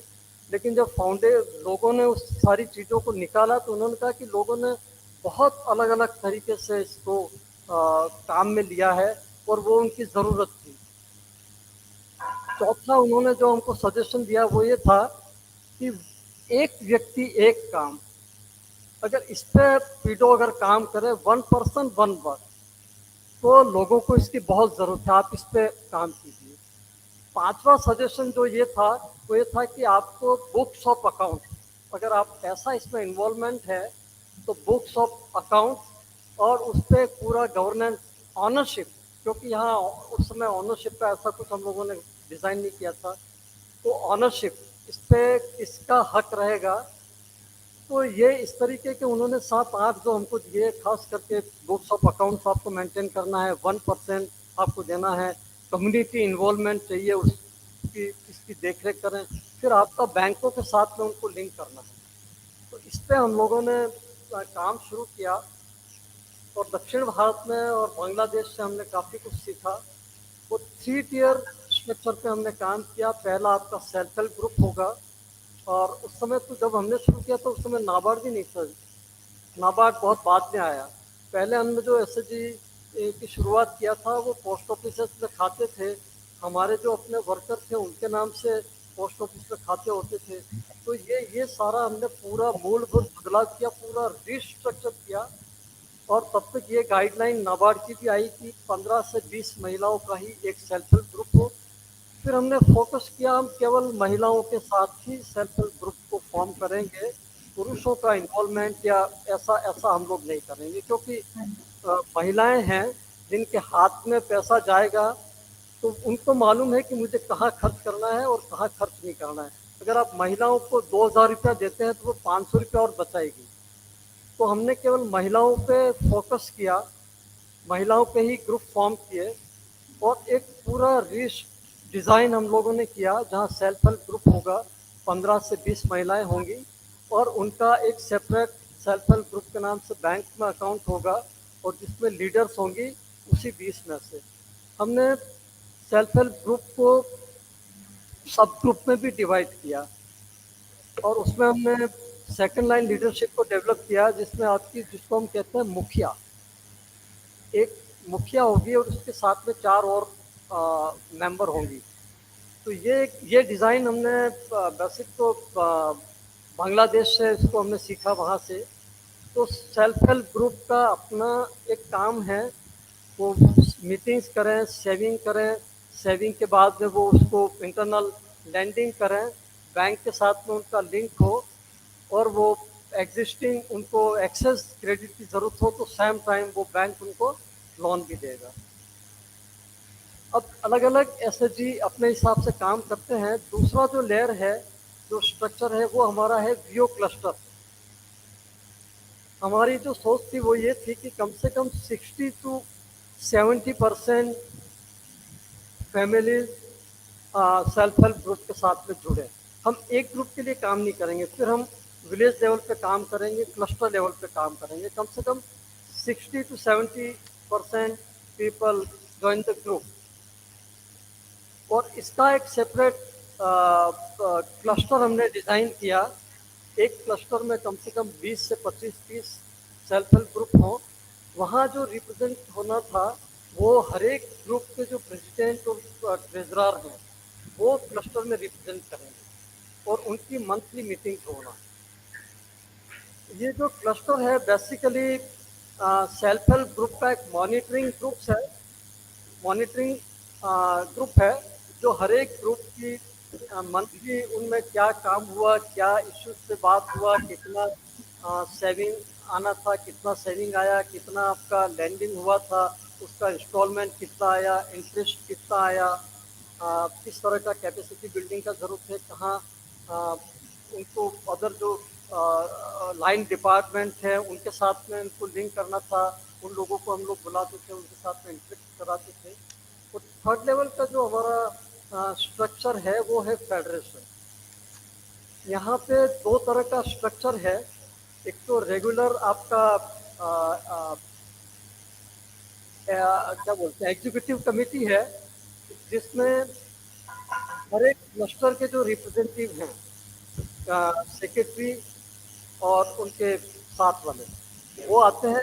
दूसरा है आपका governing general body. General body में हर एक ग्रुप की एक मेंबर आती हैं और ये ट्वाइस इन ईयर हर साल में 2 मीटिंग्स होता है। और गवर्निंग बॉडी जो है, जो एग्जीक्यूटिव है, वो हर महीना बैठते हैं और वो डे टू डे फेडरेशन के सारे काम को देखते हैं। हमारा जिस तरीके का सेल्फ हेल्प ग्रुप का काम है, एसएचजी लेवल पे एसएचजी का अपना काम है, क्लस्टर लेवल का अपना काम है, फेडरेशन का डे टू डे मॉनिटरिंग का काम है। और एक समय बाद में हमारे सारे फेडरेशन, हमने करीब 14 फेडरेशन को हमने डेवलप किया। इसमें 4 फेडरेशन हमने गवर्नमेंट ऑफ राजस्थान को हैंड ओवर किया, जो एनआरएलएम और आरआरएलसी के अंतर्गत हमने डेवलप किया था। अभी हमारे सारे फेडरेशन सेल्फ सस्टेन हैं, सेल्फ वाइबल हैं। 3 साल तक हम लोग सेल्फ हेल्प ग्रुप अगर हमें नया बनाना है और वीओ हमें बनाना है, फेडरेशन हमें बनाना है, तो 3 से 4 साल तक हम लोग फाइनेंशियल सपोर्ट देते थे।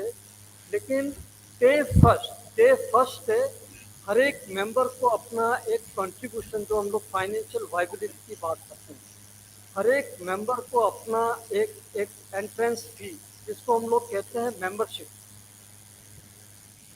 वो एक देगी।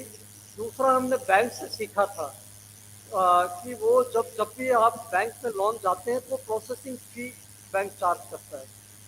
तो सेम टाइम हमने भी एक लोन एप्लीकेशन फी को हम लोगों ने इंट्रोड्यूस किया कि जब भी कोई मेंबर लोन लेती है तो उसको एक सर्टन 1%, 2% ये डिपॉजिट रहेगी।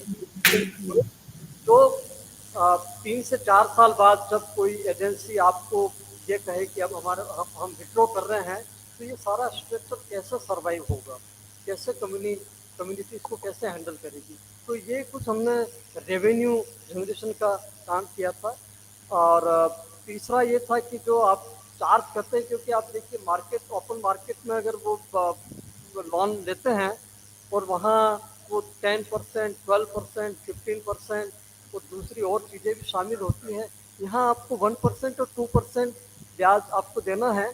तो इस ब्याज का भी पूरे हिंदुस्तान में, शायद मेरे ख्याल से पूरे भारत में हमने जहाँ तक देखा है, केवल पीडो डूंगरपुर में हम लोग उनकी सेविंग के अकॉर्डिंग 50% हम लोग इंडिविजुअल डिविडेंड भी मेंबर्स को देते हैं, और 50% है वो ऑपरेशनल कॉस्ट के लिए जो हम लोगों ने सेव किया। तो आज की तारीख में आप देखिए हम लोगों ने 33 करोड़ मोर देन हमारा सेविंग है। इतना ही आपका आउटस्टैंडिंग मेंबर लोन को अवेयर कर रही है। ऑलमोस्ट एक member 1 lakh, more than 1 lakh ये अपने एफएससी की मीटिंग में बात करती हैं, वो लोन देती हैं, और सारा कम्युनिटी मैनेज है। केवल इनिशियली शुरुआत में हम लोगों ने, हमारे जो कार्यकर्ता थे उनको जिम्मेदारी दी थी, लेकिन जैसे ही ये सोसाइटी एक्ट में रजिस्टर्ड हुए तो फिर हमने उन कार्यकर्ताओं को उनको हैंड ओवर कर दिया। हम लोग फेडरेशन के कार्यकर्ता है, पीडो के कार्यकर्ता नहीं। सारी मॉनिटरिंग फेडरेशन जब करते हैं, कहीं पीडो उसमें इनिशियली उनका हस्ताक्षर नहीं, हम लोग कहीं भी नहीं है। हमारा जो एग्जिट पॉलिसी था उसके अनुसार हमारा जो दूसरे काम थे उनका लिंकेजेस का काम है, गवर्नेंस का काम है, ऑडिटिंग का काम है, राष्ट्र और अंतर्राष्ट्रीय स्तर पर उनको उनके साथ में लिंकेजेस कराना है, कैपेसिटी बिल्डिंग्स के काम हैं। तो इस तरह का सारा काम पीडो उनके साथ में कर रहा है। साइमल्टेनियसली हमारे यहाँ आप देखिए बिहार है, उड़ीसा है, गुजरात है, मध्य प्रदेश है, उत्तराखंड है, यूपी है, वहाँ राजस्थान है, बहुत से ऑर्गेनाइजेशन हमारे यहाँ आते हैं। हम कभी बाहर जा कर के हमने काम नहीं किया, लेकिन कंसल्टेंसी का पूरा काम हम लोग करते हैं। हमारे मॉडल को इवन अफगानिस्तान वालों ने तो वहाँ अडॉप्ट भी किया, और उन्होंने 3,000 ग्रुप्स को उन्होंने वहाँ बनाया था, लेकिन अनफॉर्चुनेटली लास्ट टाइम जो वहाँ हुआ उसकी वजह से थोड़ा उनको परेशानी हो रहा है। तो अफगानिस्तान का सारा लोग, पॉलिटिशियन से लगा करके उनके गवर्नमेंट ऑफिशियल, कम्युनिटी, करीब 10-12 बार हमारे यहाँ उन्होंने विजिट भी किया। तो can you proceed further? Okay. Ramila जी इसमें और ऐड कर रही हैं। हेलो, नमस्ते सर। नमस्ते जी, नमस्ते जी। हम लोगों ने बाहर से और हम अपने उस सीख से कुछ बेस्ट प्रैक्टिसेस भी हमने एसएचजी में और फेडरेशन में चालू की है, जो दूसरे लोगों के लिए भी एक सीख बनी है, जिसमें जैसे कृष्ण जी ने बताया कि ऑडिट सिस्टम कहीं भी नहीं है, हम लोगों ने चालू किया, और इस सीख को राजस्थान सरकार ने भी एडॉप्ट किया। इसके बाद जो हम कर रहे हैं कि जो बेस्ट प्रैक्टिसेस में इन्होंने बताया कि जो रिकॉर्ड लिखने का काम है वो भी हमारे यहाँ पे जो लोग हैं वो कर रहे हैं। फिर हमने जो काम किया है, कैडर को तैयार किया है। अलग अलग तरीके के कैडर हमारे पास करीब 1500 इस तरीके की महिलाएं हैं, उनको तैयार किया है, और अभी भी वो गवर्नमेंट के लिए काम करती है, अलग अलग जिलों में जाके भी काम कर रही है। और राजस्थान से अलग जो हिंदी भाषा वाले राज्य हैं उसमें भी हमारी महिलाओं ने जाके काम किया है एज ए रिसोर्स पर्सन के रूप में। तो अलग अलग बेस्ट प्रैक्टिसेस भी हमारे यहाँ पे एसएचजी में हुई है, क्योंकि बैंक भी पहले विश्वास नहीं कर रही थी कि किस तरीके से ये महिलाएं जैसे बोल रहे थे कि ये तो पूरा अलग तरीके से काम कर रहे हैं एसएचजी का। पर इनको पूरा समझाने के लिए हमने अलग अलग तरीके के बेस्ट प्रैक्टिसेस किए, उससे बैंक वालों को काफ़ी विश्वास हुआ और महिलाओं को भी, क्योंकि उनके नाम से ही बैंक में खाते खोले तो महिलाओं को भी विश्वास हुआ और बैंकर्स को भी विश्वास हुआ। क्योंकि पहले हमने पोस्ट ऑफिस में जब 86 में चालू किया तो पोस्ट ऑफिस में चालू किया था और उस जमाने में हमने 50 रुपया 1 रुपये से ही चालू किया था। अभी जैसे बात कर रहे हैं कैडर की बात कर रहे हैं, तो कैडर के लिए हम काफ़ी ट्रेनिंग उनको तैयार करके और गवर्नमेंट के जो एग्ज़ाम लेते हैं कैडर का, उसमें काफ़ी महिलाएं पास होके हमारे जा रही है। तो करीब अलग अलग जैसे कि कृषि सखी है, पशु सखी है, क्लस्टर सखी है, बैंक सखी है, इस तरीके की अलग अलग कैडर हम लोगों ने तैयार किए हैं। और भी Krishna ji self Very nice, sir. Very nice. Back लेना था, पीछे लेना।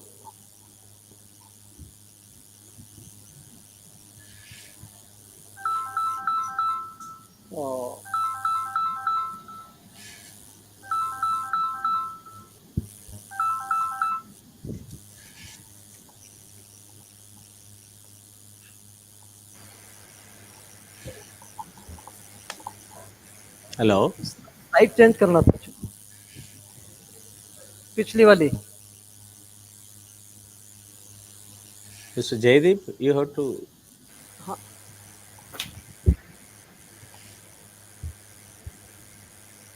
Sorry, I got disconnected. Okay. Actually ये जो सेल्फ हेल्प ग्रुप का हमारा जो नेटवर्क है, ये हमारे स्मार्ट ट्राइबल फार्मिंग में काफ़ी उपयोगी सिद्ध होगा। एक तो सीधा हम लोग ग्रास रूट पे कनेक्ट हो पाएंगे, फार्मर्स के साथ में बातचीत करने में हमें तकलीफ नहीं होगी, कहीं जाना नहीं है। दूसरा ये कि आपका फाइनेंशियल सपोर्ट और फाइनेंशियल लिटरेसी, फाइनेंशियल इंक्लूजन की हम जहाँ बात कर रहे हैं, वो सारे काम इजीली हमारे, क्योंकि सेट पूरा प्लेटफॉर्म है तो हमें कहीं और जाने की ज़रूरत नहीं है। और वो जितना कैपेसिटी बिल्डिंग का, ट्रेनिंग्स का, एक्सपोजर का जितना भी हम लोग इस प्रोजेक्ट में हमें करने का ज़रूरत होगा, तो ये एक पूरा जो हमारा सेट स्ट्रक्चर है उसका पूरा मैक्सिमम यूटिलाइजेशन हम इस प्रोजेक्ट में करने वाले हैं। Thank you. Very nice, sir. Very nice. Very nice. That is very important. The next project is Mahila Krishik Sashaktikarn project. जो भी प्रोजेक्ट करते हैं ना थ्रू एसएचजी करते हैं, तो हमको हर महीने तो उनको मिलने का मौका तो मिलता ही मिलता है ना, तो उनको छोड़ नहीं सकते हैं। प्रोजेक्ट तो आते हैं और चले जाते हैं, और हम कई बार गवर्नमेंट को भी कहते हैं कि प्रोग्राम के लिए एसएचजी के लिए प्रोग्राम करना थोड़ा वो है। तो इस तरीके का भी महिलाएं खुद ऐसे ही बात करती है कि हमारा जो एसएचजी में है उसमें आप करिएगा, पर उस मोड पे हम नहीं जा सकते कि जैसे गवर्नमेंट के जो रूल्स रेगुलेशन है उस मोड पे हम लोग काम करना थोड़ा हमारे लिए मुश्किल जरूर होगा। पर हमारे पास मंच है पूरा, उस मंच को हम अच्छे से उपयोग कर सकते हैं और उससे महिलाओं को बेनिफिट भी होगा, और वो नीडी महिलाएं होगी एग्रीकल्चर के लिए। जो जैसे कृष्ण जी ने बताया, जो क्रेडिट जा रहा है वो भी यहाँ पे अगर देखें तो एक तो एग्रीकल्चर के लिए, एनिमल हस्बेंड्री के लिए, और छोटे छोटे व्यवसाय अभी महिलाओं ने चालू किया पिछले 8-10 साल से। इससे पहले ट्राइबल में व्यवसाय का नहीं था, पूरा एग्रीकल्चर और एनिमल हस्बेंड्री का ही काम महिलाएं ज़्यादा करती थी। Thank you. Thank you. Thank you. Very nice, sir. Very nice. Yes, Mr. Jaideep. Yeah. Dhanraj ji will explain the MKSP project. नमस्कार सर, गुड आफ्टरनून। नमस्कार जी। मैं महिला किसान सशक्तिकरण परियोजना हम लोगों ने 2012-13 से शुरू किया था यहाँ पर, जो ग्रामीण विकास मंत्रालय राजस्थान और centre for micro finance Jaipur के सहयोग से। उसमें हम लोगों ने ये ज़िले के 95 विलेज में ये काम हमने शुरू करवाया था। इसके लिए हमने ग्राम स्तर पर कम्युनिटी रिसोर्स पर्सन ये कृषि सखियाँ ट्रेंड की। ये 240 कृषि सखियों को हमने ट्रेंड किया। इस परियोजना की जो मुख्य गतिविधियां जो थी कि यहाँ के जो मेजर जो क्रॉप है, खरीफ में मक्का, मैज और रबी में गेहूँ, वीट्स, और ये पल्सेस को लेकर के भी चना है और उड़द, इनको लेकर के हम लोगों ने काम किया। तो इसमें जो खास एक्टिविटी जो थी वो इनको क्रॉप पीओपी को लेकर के पीओपी अडॉप्ट कराना, पैकेज ऑफ प्रैक्टिस। इसमें खास करके इस क्षेत्र में एक तो खाद को लेकर के जानकारी नहीं थी। अब जैसे मक्का की फसल या गेहूं की फसल बुआई कर रहे हैं, करने के बाद उस खेत में कितना खाद डालना है ये अनुमान नहीं रहता था।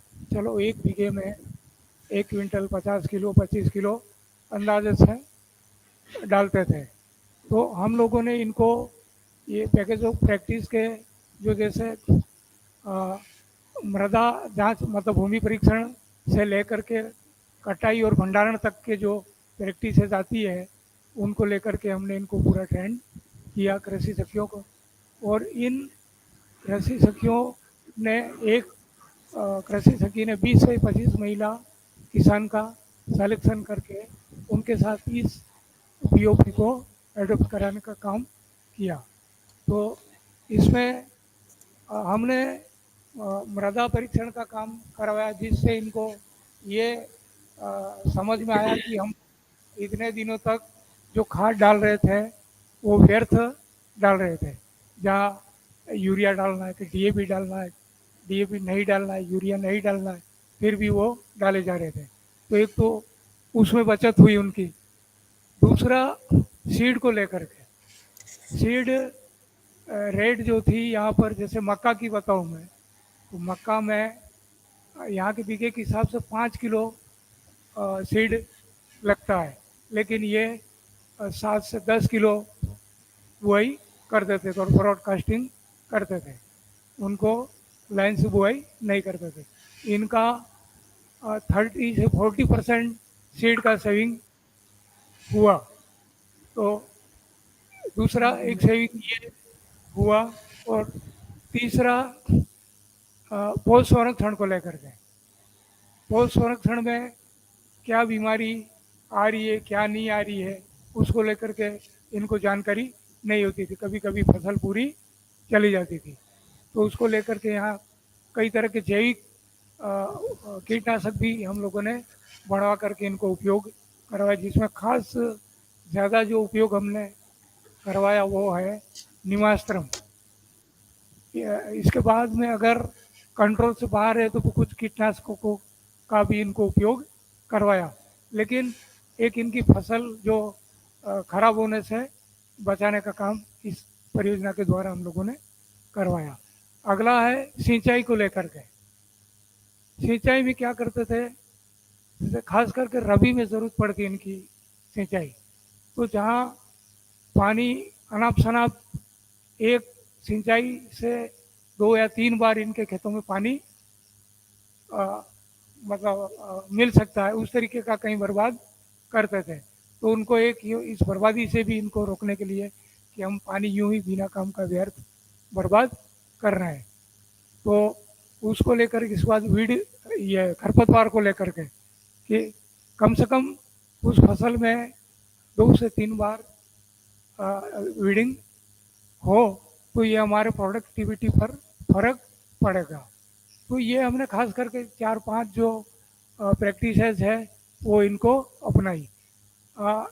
इसके लिए हम सेंटर फॉर माइक्रो फाइनेंस और रूरल ये ग्रामीण विकास मंत्रालय ने थर्ड पार्टी का असेसमेंट भी करवाया है क्रॉप कटिंग का। इसमें प्रोडक्टों को लेकर के डेमो और कंट्रोल प्लॉट तैयार करके, तो उसमें भी ये प्रोडक्ट बढ़ा उनका। यहाँ जो मक्का जो है एवरेज 1 से 1.5 क्विंटल इनका होता था, गेहूँ 2 से 3 क्विंटल। तो उस असेसमेंट में इनका मक्का जो है वो 3 से 5 क्विंटल पे गया, गेहूँ इनका 4 से 6 क्विंटल पे गया। दूसरा, हमने सीड को लेकर के एक सीड प्रोडक्शन का काम भी करवाया इन कृषि सखियों के माध्यम से। तो सीड प्रोडक्शन में हमने मक्का को लेकर के ये काम किया। मक्का यहाँ की जो क्या परंपरा है, जैसे फसल उत्पादन हुआ, कटाई के बाद में उसको सीधा यहाँ के लोकल जो दुकानदार है उनको दे आते हैं, ये बेच देते हैं। वहाँ से फिर सीजन में जब इनको बुआई के समय ज़रूरत पड़ती है तो वही सीड इनको वापस मिलता है। ये 20 रुपये, 18 रुपये, 20 रुपये किलो यही दे के आते हैं और यही 40 रुपये 50 किलो वापस खरीद के लाते हैं। तो इस तरीके के कई जगह इन पैसों की सेविंग हुई इस परियोजना से। सबसे बड़ा काम एक और भी करवाते थे हम इस परियोजना में, फील्ड फार्म स्कूल, कृषि पाठशाला है। तो इसमें 20-25 महिला किसान जो एक कृषि सखी के साथ जुड़ी रहती थी, तो इनको हम हर महीने एक घुमंतु कृषि पाठशाला का आयोजन करवाते थे। और उसमें क्या करते थे, 2 पाठशाला का आयोजन करते थे, एक तो ऑन फार्म और एक ऑफ फार्म। तो एक तो बैठ करके इनको पीओपी को लेकर के पूरा गाइडेंस देते थे, और दूसरी जो खेतों पर जा कर के, पहली महिला के खेत पे गए, दूसरी के गए, इस तरीके से सारी महिलाओं के खेतों को देखते थे। तो वो एक दूसरे में फिर अपना एनालिसिस करती थी कि इसके फसल अच्छी है, मेरे कमज़ोर है, क्यों है, तो उसकी चर्चा करके ये आगे के लिए उसको फॉलो करते थे। तो ये इस तरीके से हमने ये महिला किसान सशक्तिकरण परियोजना 4 साल तक हमने चलवाई 96 गाँवों में। इसमें इसके साथ ही हम लोगों ने ये वर्मी कंपोस्ट है, इसके बाद में जैविक ये कंपोस्ट खाद है, उसको लेकर के भी वहाँ कृषि पाठशाला में जानकारी देते थे, उनसे प्रैक्टिकल बनवाते भी थे और उपयोग करवाते थे। अगला एक प्रोग्राम अभी ऑनगोइंग है, जिसमें हमने एक वेजिटेबल को लेकर के काम कराया। ये हमने करीब 500-700 महिला किसानों के साथ काम करवाया। क्योंकि यहाँ पर जो भूमि जो है किसानों के पास खेती लायक 2 से 3 बीघा है, तो हमने एक वेजिटेबल कॉन्सेप्ट वो मॉडल इनके सामने रखा कि 200 स्क्वायर मीटर, 400 स्क्वायर मीटर, उतनी भूमि पर हम लोग इनके साथ लाइवलीहुड बढ़ाने के लिए इनको वेजिटेबल का काम करवाएं। तो यहाँ की जो खास जो सब्जियां हैं, टमाटर है, बैगन है, भिंडी है, मिर्ची है, इनको लेकर के हमने इनके साथ काम किया। तो इसमें हमने 200 स्क्वायर मीटर चुनी भूमि। उस 200 स्क्वायर मीटर में हमने एक 100-150 महिलाओं का एक एनालिसिस भी किया था। उसमें एवरेज साल भर का 35 से 40 हज़ार रुपया इनको शुद्ध आय हुई। और ये हमारा करवाया, और अभी ये ऑनगोइंग है, अभी हम लोग नहीं भी जा रहे हैं, फिर भी इन लोगों ने अडॉप्ट किया और अपने स्तर पर भी कर रहे हैं। तो ये एक वेजिटेबल को लेकर के भी हम लोग महिला को लाइवलीहुड के साथ अच्छे से जोड़ सकते हैं। चूँकि यहाँ पर सब्जियाँ आज भी हमारे जो पास के जो राज्य है, महाराष्ट्र, मध्य प्रदेश और गुजरात, वहाँ से सुबह पिकअप 407 भर के सब्जियाँ आती है। तो इसको लेकर के हम अच्छा काम कर सकते हैं। ये अगला जो एक प्रोग्राम है मैन्यूर मैनेजमेंट प्रोग्राम, जो हमने 2021 से इसको शुरू किया था। इसमें हमको राष्ट्रीय डेयरी डेवलपमेंट डेयरी बोर्ड आनंद से और एक सस्टेन प्लस एनर्जी फाउंडेशन, इन दो का सहयोग मिला था। हमने 2021 में 120 फ्लेक्सी बायोगैस लगवाने का काम किया। उसमें इस बायोगैस की जो खासियत है, ये फ्लेक्सी है, इसको हम मान लो किसान चाहे कि 1-2 साल के बाद में हमको इसको दूसरी जगह लगवाना है, वो आसानी से इसको लगा सकता है। इसको सिर्फ ये खाली करवाने की थोड़ी दिक्कत रहेगी और एक गड्ढा करना पड़ेगा। तो ये फ्लेक्सी बायोगैस 120 हमने लगवाए। इसका पर डे जो है वो 700 से 750 ग्राम मीथेन गैस मिलती है उसको, और 60 से 70 लीटर स्लरी मिलती है, जो सीधा अपने खेत में यूज कर सकता है वो। तो इसका हमने एक कैलकुलेट किया है, मासिक 1500 से 2000 रुपया सीधी आय इस फ्लेक्सी बायोगैस से उसको मिलती है। इधर अगर इसका एक एनालिसिस करें, अगर ये 2 पशु बड़े हैं तो वो ये फ्लेक्सी गोबर गैस अपन आराम से चला सकता है। एक भैंस और 2 बैल, या 2 गाय 1 भैंस, इस तरीके के। और उतने ही पशु का अगर ये वर्ष भर का खाद तैयार करता है और उसको अपने गड्ढे में डालता है, तो वो 8 से 10 टन खाद मिलेगी उसको। लेकिन यहाँ पर उसको मीथेन गैस भी मिलती है, प्लस 15 से 20 टन ये तैयार खाद मिलती है। तो इससे वो जो अभी खाद ले रहा है उसका 1.5 गुना फायदा ज़्यादा हो रहा है इससे। ये हमने 120 2021 में लगवाए। इसका हमने एक प्रोसेसिंग यूनिट भी डाला है, जिसमें हम लोग इन 120 किसानों के वहाँ से इनका जो स्लरी जो बचता है, वो स्लरी हम टैंकर के द्वारा यहाँ प्रोसेसिंग यूनिट में लाते हैं। यहाँ उसका पूरा प्रोसेस करके फ्रॉम जो खाद है, फॉस्फेट रिच ऑर्गेनिक मैन्योर, वो तैयार करते हैं। इसमें 10% ऑर्गेनिक कार्बन, 8% फॉस्फेट और 0.40% प्लस नाइट्रोजन का रेशो है। तो ये तैयार करते हैं, और ये तैयार करने के बाद में इसका जो लिक्विड निकलता है, उस लिक्विड के 2 प्रोडक्ट और भी तैयार करते हैं हम। उसमें एक प्रोडक्ट है हमारा माइक्रोन्यूट्रेंट जो अपने राजस्थान के हिसाब से हमारे यहाँ जो भी सॉल्ट डालने होते हैं, इसमें जिंक है, कॉपर, फेरस, मैग्नीज, बोरॉन, वो डाल करके इसको हम तैयार करते हैं।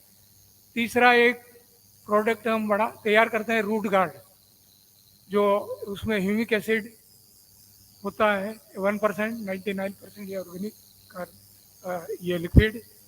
और ये 3 प्रोडक्ट हम इस प्रोसेसिंग यूनिट में तैयार करते हैं।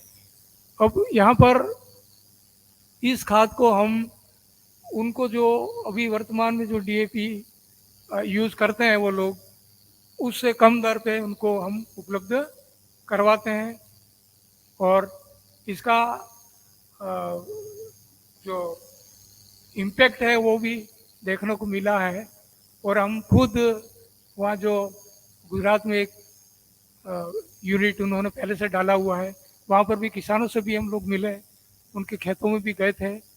हम लोगों ने अभी इस साल से शुरू किया है इनको, लेकिन वहाँ पर हमने पहले के इनके इम्पैक्ट देख करके आए हैं, और हमने इस साल दिया है यहाँ। इस पहले साल में हमको काफ़ी अच्छा इम्पैक्ट देखने को मिला है। अभी 2021 में हमने 120 लगवाए थे, लेकिन अभी हम 5000 यूनिट और लगाने जा रहे हैं, जो अभी हमारा ऑन गोइंग कार्यक्रम है। जो पूरे ज़िले में चल रहा है। तो इस तरीके से ये इनकी लाइवलीहुड बढ़ाने के लिए हम 2-3 प्रोग्राम एग्रीकल्चर को लेकर के किए। साथ ही हमने इस एग्रीकल्चर के साथ में एनिमल हस्बेंड्री को लेकर के भी 2 प्रोजेक्ट में काम करवाए, इसमें एक बकरी पालन को लेकर के, इसमें बकरी पालन में भी हम लोगों ने इनको उनके मैनेजमेंट को लेकर के पूरा अच्छा सा किसानों को बताया। इसमें हमने एग्रीकल्चर ये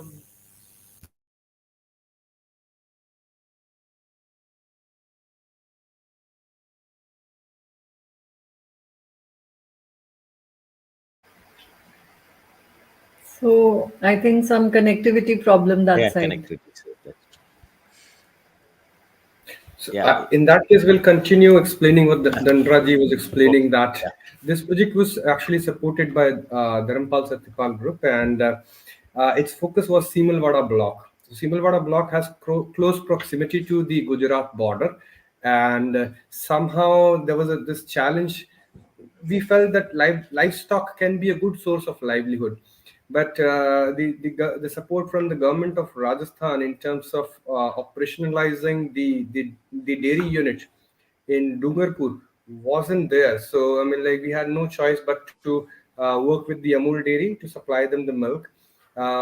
This project was implemented in 151 villages of Simalwada block, and I think this has had a major impact in terms of focus from not just the agriculture, but livestock can be a good source of income for the tribal communities. And moreover, the tribal communities have some traditional experience of managing livestock.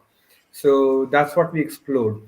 In that, we focused on the health, the breed improvement, the availability of fodder, the good quality like fodder for the livestock. I'll take it forward to the next project. Is so there was a lot of migration to the Gujarat state, and a lot of these tribal community members, they worked in the BT cotton farm. BT cotton farm is a high risk crop. The BT cotton farm had other problem, which was engaging the child labor, and slowly the BT cotton farming was creeping into Dungarpur district, and we realized that it's actually engaging a lot of child labor, and it's a high risk crop also, and it also requires a lot of investment, a lot of pesticides that goes into the BT cotton farming. So we wanted to replace BT cotton farming with an alternative cash crop, and so after doing a lot of experimentation, we started turmeric cultivation. The tribal communities were already doing some kind of turmeric cultivation, but it was only for household consumption and not for the sale in the market. We initially procured around 8 tons of seed in the I think in the year 2011-12 from Erode in Tamil Nadu, and distributed amongst. We provided training to the farmers and distributed it to the farmers, and uh, like got it back, stored it for one more year as seed for the next year, and then the cycle went on and on, and there was a lot of turmeric cultivation that was happening. Now we were hoping that the farmers will sell this turmeric into open market and earn a proper livelihood, but yeah, of course, there's still a lot of farmers who sell them directly into the market, because the quality of the turmeric out here is a good quality turmeric. We got it tested also, and we are at the curcumin level 4 and 4.5, which is considered as a very good quality of turmeric. So but that led us that we should start procuring some of the turmeric, providing a competition to in the market, that we are giving good prices for the turmeric, so that, I mean, like, ultimately the farmer will earn a little bit of extra money. So we established a processing unit at our campus in Dungarpur, and we started procuring turmeric directly from the farmers, and we started giving a little bit higher price from the market. so that the farmers get a good option as livelihood, and then we give some competition into the market. So yeah, I mean, like currently we are processing around 50 to 60 tons of turmeric every year, uh, and I think we are working with around 1,500 to 2,000 farmers. The highest I think that we reached was around during one of the researches we found out that around 3,000 farmers in Dungarpur district are cultivating turmeric. And yeah, because the quality is good, they're selling it in at a good prices in the market in Gujarat. So the farmers who can't go all the way to sell it in Gujarat, they are more than welcome to sell it to us, and then we sell it in the open market. And interestingly, our microfinance network has has around 5,000 retail shops in Dungarpur district. So they are our biggest clients. So ultimately, we are producing good quality turmeric powders, and it's going back into the market. And ultimately, the cycle is working absolutely fine. So that was one of the examples how uh, like uh, value addition can help farmers earn better incomes. आपको कुछ जोड़ना है इसमें आगे? रमीला जी जोड़ सकते हैं.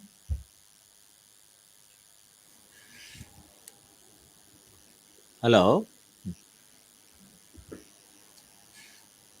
Mr. Jaideep. Yeah, I can hear you. I'm not sure the team in Mada can hear us. So we were, I mean, Ramila ji were supposed to present this, but due Yeah, to that's work- true. But now they have come back.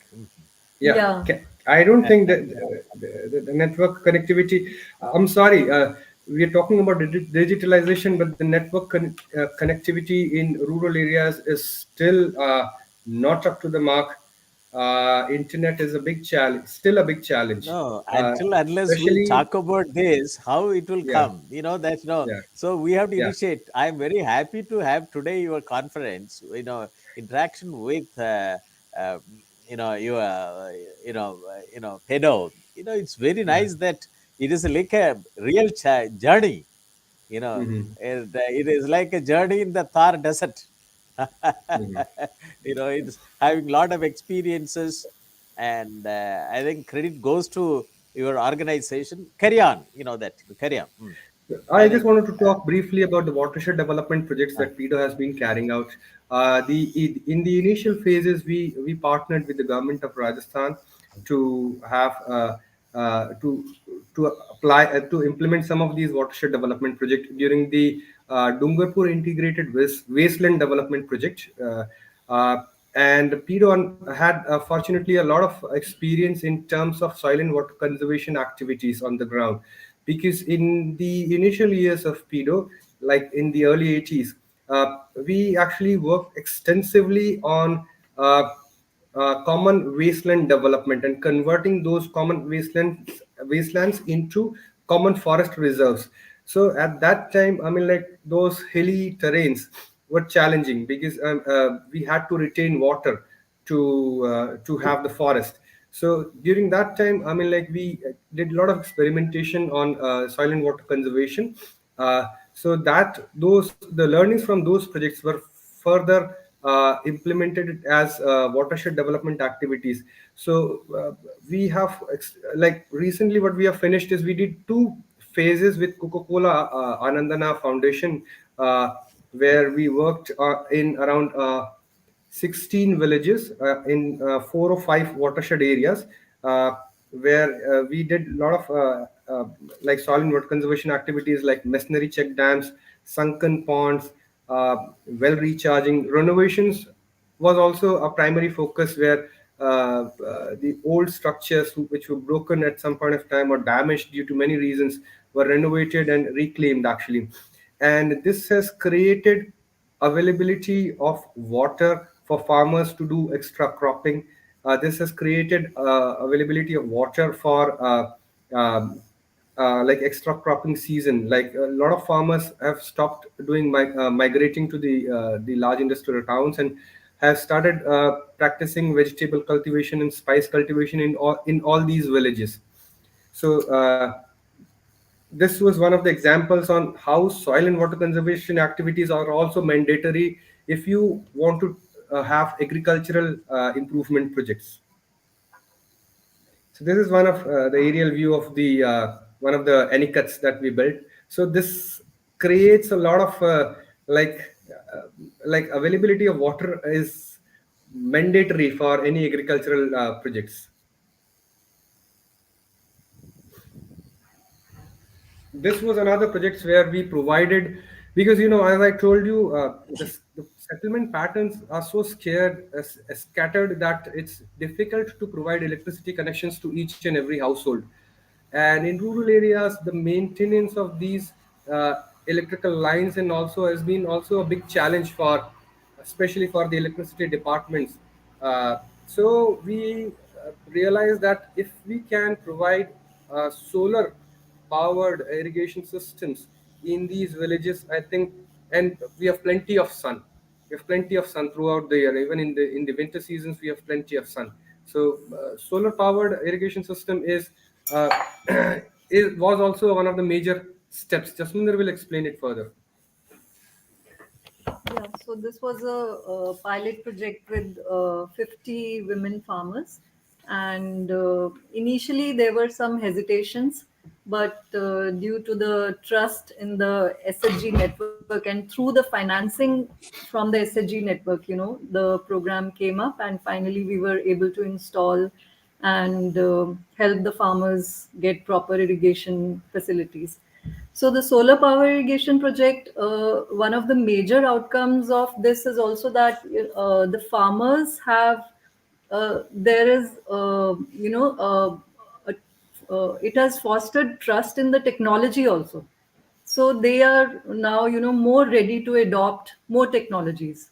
So their hesitation is gone. Otherwise, it has, of course, resulted in water security, food security, nutrition enhancement, social well-being, and livelihood enhancement, because now they don't have to rely on the electrical motor systems. The electricity supply is very erratic in this region, and during the day, the electricity was hardly available. So women had to be awake during the night to irrigate their fields because of no electricity during the day. So the quality of life, the women are getting proper sleep. That is the hidden output which comes from this project. This has led to the social well-being of the community. And through this project, we also promoted vegetable farming, and so that they can repay their loans, so that their livelihood gets enhanced, and they can repay their loans which they have taken for the solar power irrigation systems from the federations. And we also promoted diversification in cropping pattern. So it was kind of it was not just mere installation of solar water irrigation systems. This was a convergence with nutrition and livelihood, this project. So convergences are also very important. We just can't focus on a single thing. We have to see how development, all the parameters of development are convergent from a project, and ultimately they lead to holistic rural development. So I think now we'll quickly wrap up with our approach to digitalization in the proposed project. Uh, we've already seen how the experiences of PEDO are conducive to our proposed project, and of course there has been some digitalization initiatives in our microfinance project, but still digitalization is one thing which is lacking in all the aspects. So I think through this project, we have an opportunity to foster that in the community and in the agricultural system. So I think in India, despite having a strong IT industry base and advancement in satellite technology, the agriculture system still has a very minimal use of digital technologies in food production systems. And a comprehensive digital interventions are required for resilience and innovation to increase land productivity and ensure the overall sustainability of agriculture that is economic, environmental, and social. So digitalization in agriculture has to look into, different aspects like crop management, livestock management, and other processes related to cultivation and managing the resources. So the scope of digitalization in this project, we are looking at providing access to digital tools and platforms for crop planning, weather forecasting, and market information, promote the use of mobile applications for pest management, soil testing, and yield prediction, and then establish a STI, Science, Technology, and Innovation Center at the panchayat levels to train farmers in using digital resources effectively, and creation of a digital platform for tribal farmers, resource mapping of the area through GIS for data-driven decisions, and capacity building on digital literacy and other applications. So the approach towards digitalization is, there is a cycle in every project where data is a central thing. So with the data, we have to follow this cycle at every stage. We have to collect the data, organize the data, analyze it, and then we have to make decisions, or it can be used in monitoring. So this cycle has to be used in every stage of the farm. So the farm has 4 stages, which is the preparatory stage, input stage, crop growth stage, and harvest stage. So under all these stages, the digitalization cycle has to be used, which is data collection, organization, analysis, and then decision making or monitoring. So in the preparatory stage, we can use digitalization in resource mapping, in checking the soil health and water systems, how much water is available, and organizing all this data and then analyzing it. And this can help the farmer in better crop selection, and also the digitalization can help in financial management of his farm at the preparatory stage.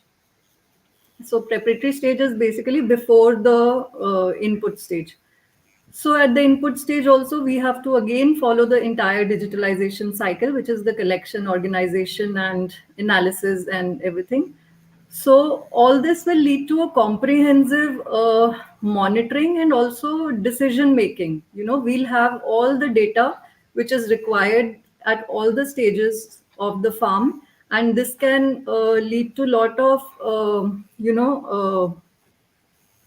this can help the farmers in avoiding the post harvest losses, and also precision agriculture, and also resource efficiency. So at all the stages of the farm cycle, we need to collect accurate data and then analyze it. So uh, at the post harvest stage, we can also help the farmers with market access and creation of a digital marketing platform for the tribal farmers for the value chain additions. So, development of Science, Technology, and Innovation Center, we have thought that it should be a part of the panchayat level, and this center would be developed in convergence with the gram panchayat, so that this would also help to facilitate digitalization of gram panchayat, and this would lead into creation of a smart gram panchayat. So in this center, we can, there can be different components like digital content development. The training programs and workshops can be developed here in this center, and there can be agricultural knowledge sharing sessions, specially tailored workshops which are required for the region, and then offering solutions and strategies for improving agricultural productivity, access to digital resources, providing farmers with access to digital resources, including government agricultural portals, weather apps, and market information. And also, this digital training center can also be promoted as a community resource, inviting participation from farmers, youth, and women, and foster a sense of ownership and responsibility among the community members. There can be interactive digital board installation, which shares the latest agricultural prices, which shares the weather forecasts, and which shares the best practices from agriculture, and which shares all the information about the schemes of various agricultural schemes. And also this can be used for interactive simulations to help farmers understand the agricultural concepts. And also we have a proposal to combine the post-harvest units with this STI center, so that this can be comprehensively smart unit. So this would, the STI center would serve as a base for post-harvest units, where we can enhance the value addition of tribal agricultural produce. And this will facilitate the storage, processing, and packaging of agricultural products, and also digital marketing of the agricultural products. So this will enhance the value chains of the commodities. So then monitoring and evaluation is a very important part of this project, because that will ultimately show whether we have reached to our outputs and what is the impact of the project. So for monitoring and evaluating the project, we need smart indicators which are specific, measurable, achievable, and relevant to the project, and also time bound.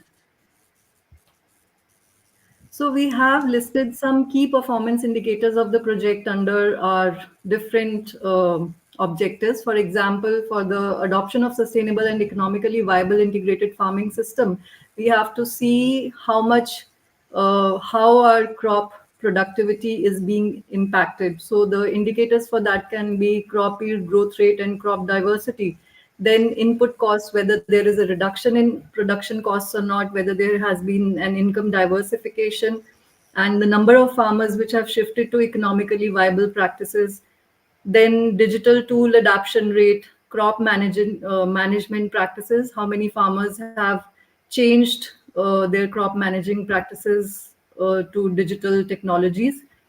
Then farmer producers performances under the objective of facilitating the integration of tribal agricultural produce into the global value chain, how the FPOs are performing, their annual turnover, total production, new markets entered by FPOs. So all these indicators have to be monitored regularly. Only then we can know whether we are really progressing in this project or not. So an entire framework has to be created in the very beginning. And so these are also some indicators for eco-friendly and climate resilient farming practices. How many farmers have adopted eco-friendly practices? And then soil quality indicators such as organic matter content, nutrient levels, and microbial activity, water use efficiency, and then how much knowledge of the farmer has increased on all the objectives. So the trainings and capacity buildings that will take place, they will have pre and post tests, so that we can understand what difference in the knowledge of the farmers has taken place. Then yes, for scaling up similar initiatives, we have to take up training and capacity building workshops. How many we have taken up? Then documentation and best practices sharing, and impact assessment. Like it has to be at the beginning of the project, baseline, midterm impact assessment. We need to have a midterm survey, and then the end term assessment. Please join. So Please join. midterm survey will help us for mid-course corrections. Yeah, so the way forward is that digitalization of farming systems is the step towards achieving sustainable agricultural productivity and minimizing farmers' distress. In order to boost farmers' income in a sustainable manner, India requires strategic use of ICT and e-governance in farming system lifecycle.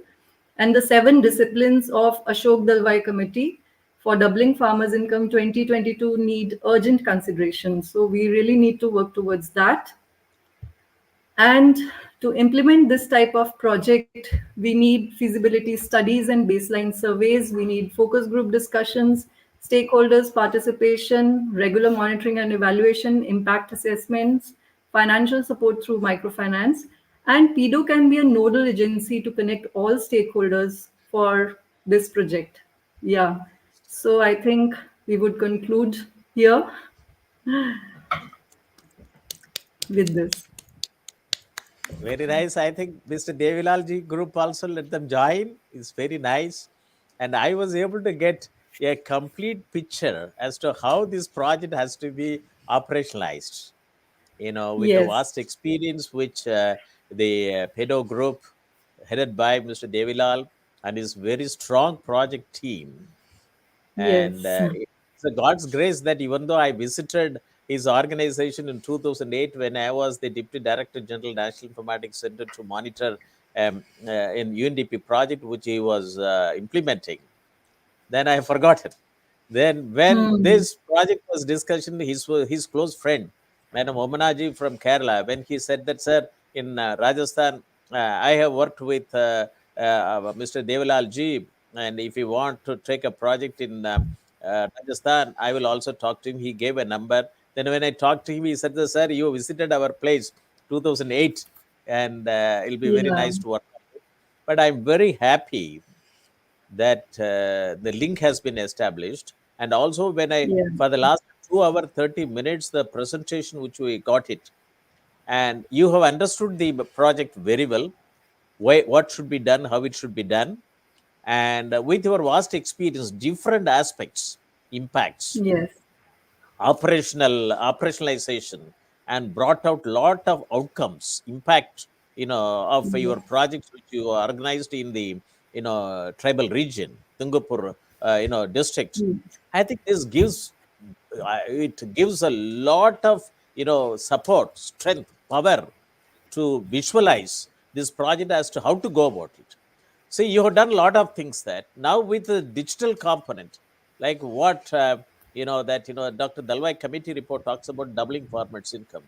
That's why even though other members have after submission of the report, I don't know whether they have taken any initiative or not. But as a farmer technocrat, I thought that it is my responsibility to operationalize it. That's why during the COVID situation, I initiated the webinar series with the Shobhit Institute of Engineering Technology. This is the first university to have, yes, 5 centers of excellence to promote digital technology in rural area, and also launched MTech in agricultural informatics. This is the first university in the whole world to bring in synergization of digital technology in agriculture in a very formal manner, and how to convert 4,500 engineering colleges who teach technology, in on agriculture, to make them to have agriculture as a use case, which is not happening. yes, All other developed countries, all IT companies work on agriculture. Colleges work on agriculture, technology adoption. But here it is not the yes, case. You exactly. take IITs, you take NITs, you take 4,500 engineering colleges. You produce people for Mm, corporate sector, and India is an agrarian economy. If we can't do in agriculture sector all 4,500 engineering colleges, 1,500 deemed to be university, 4,500 agriculture colleges, and then 100 ICR institution, and then 75 agricultural university, if they cannot work for 772 districts in agriculture, who else can do it? And we have 127 agroclimatic zone, 465 days sunshine, 400 mm, commodities, and so much population. Our farming community may exceed many countries population. And yes, we, exactly. none of our education institutions have agriculture as the core for education. Even we have Mm, so schools which teach geography, and there is no geography in the school level where the students are expert on district geography. And that's why I thought that it is better that to bring in agricultural informatics as a new discipline, so that the whole thing gets changed, and boys and girls need not go for a job in the urban area. And bringing 2.5 lakh agri-tech startup, one in every gram panchayat, it is a complete change making. That's why in G20 conference, when I was asked to make a presentation in Changemaker 20, a group of youth 20 and civil 20, I thought that Change Maker 20 will have a prominent component of achieving smart tribal farming through sustainable agriculture and livelihood opportunity. Sustainable agriculture and livelihood opportunity. And 1,45,042 tribal villages. And they have to be technologically enabled and developed when India reaches 2047, New India. And the seed which we have put it today, and the team for the last 2.5 hours, you are able to give a complete spectrum, as to how we should go about it.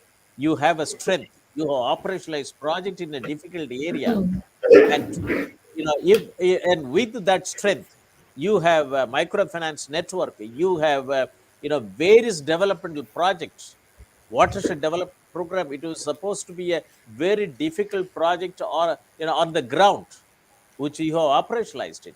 And many of the pictures which you have seen, pre your project and post your project implementation, it gives a lot of confidence. And you have been talking about so many times the trust which your organization has created among tribal people, tribal community, tribal women, and the way in which you created, the Krishi, Mahila woman, the Mahila farm woman, Krishi Mahilas. It is very Sakis. important, Shakis, that, it's very important to bring in this component. And I also felt very happy that your last 5 slides, that the approach for this project.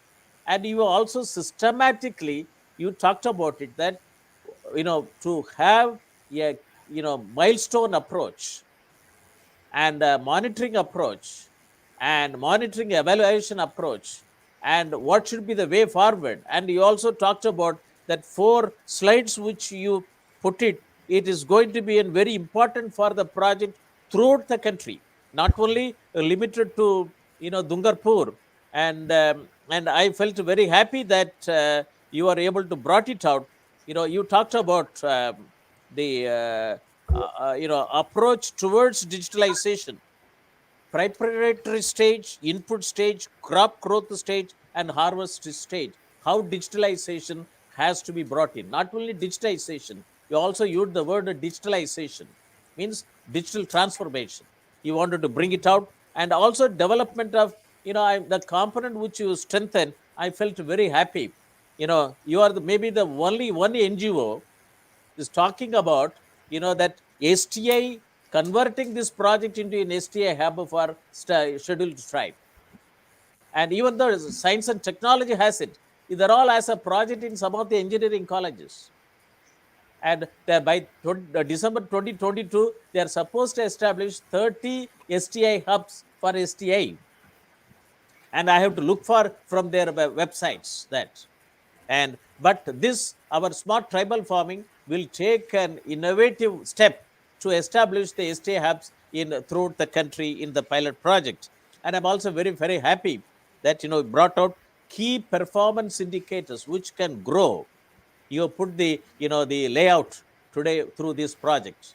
So I think it is a very important, the webinar today on smart tribal farming measures for increasing economic productivity and empowering tribal community in Dungarpur district and Rajasthan state. Hope that the many of the government departments are watching this program. Otherwise, also it will be available in the university website and YouTube website. And you also circulate this YouTube link, which it will be available to you in another, as soon as the webinar is over, you can put it in your website and it can be circulated. And I would like to have, final remark from Devilal ji. I think you have a network issue. He can connect through Yeah. mobile if he has. Okay, he joined. Very Yes. nice that. Yes. Yes. And Devilal ji, I thank from my bottom of my heart, and to you and your team, for making today's program and a wonderful phenomenon. And for it's something like not only way forward for the project which you are going to undertake, it's a way forward for the entire project throughout the country, from Kashmir to Kanyakumari. I said it in the first meeting that I would like to have you as a mother NGO for a smart tribal farming project for which we are trying to undertake in the country. I would like to hear from you final remarks. It's very important, and every slide which I captured, it will be made available in the website, and it's very important. And I thank your team for taking a complete research-oriented approach in preparing this, today's talk materials, slides, and done it very well. And Mr. Jaideep talked that. Digital connectivity is an issue, and I'm very happy. I was in the field from 1987 onwards. If I would not have put the various plan today, what would have been the situation? 28 sectoral approach, database development approach at the district level, 1987, and 95 IT blueprint for agriculture. If Moni would not have been there in the scene from 1987 onwards till now, nobody will be talking about IT in the grassroots level. Everybody will talk about computers. Computers, nothing more than that. Connectivity.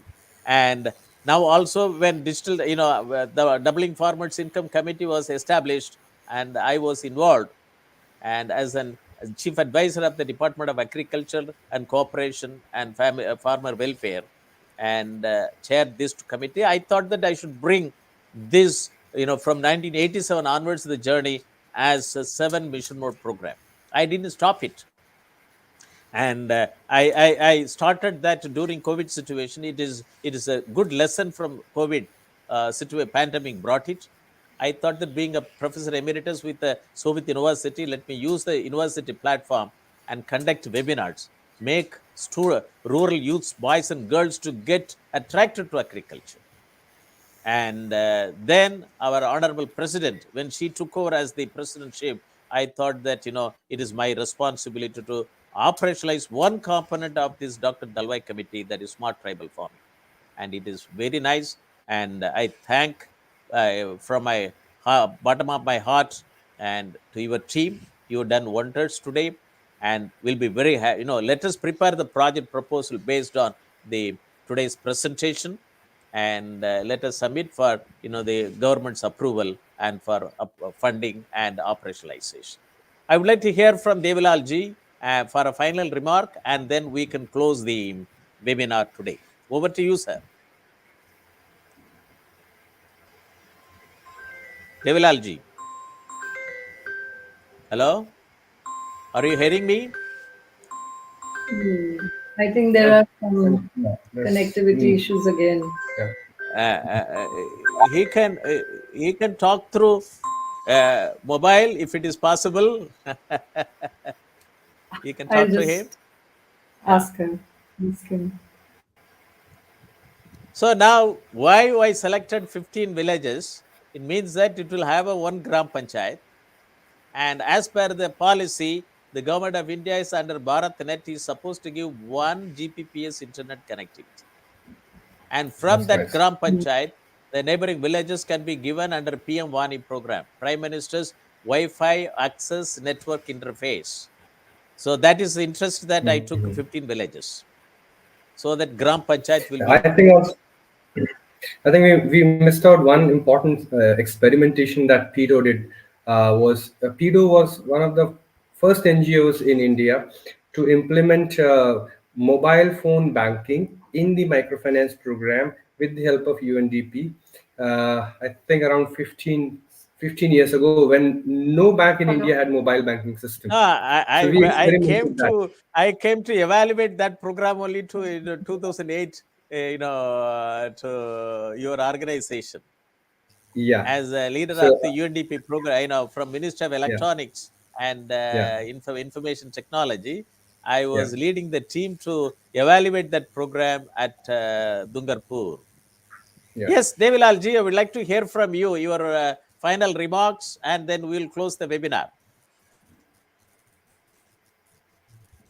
Devilal ji.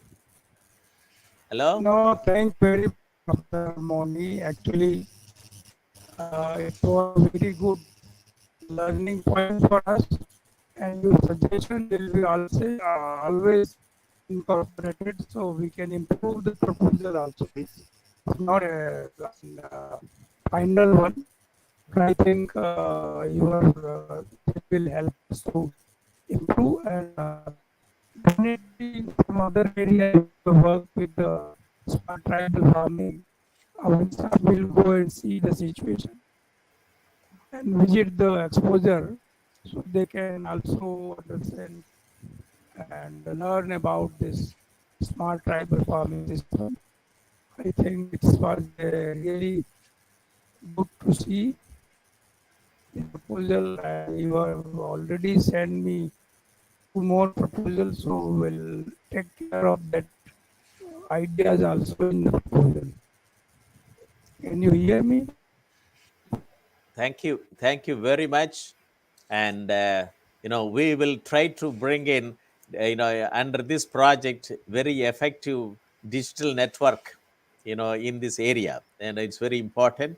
With this, I would like to thank all of you, and I would like to thank Honorable Chancellor, Honorable Vice Chancellor, and the faculty members and the participants of the today's program to make this program very successful. Let us make that the smart tribal farming pilot project in Jodhitra block, aspirational block, is successful. And thank you very much. With this, we will close the webinar and leave the studio. Thank you very much. Thank you.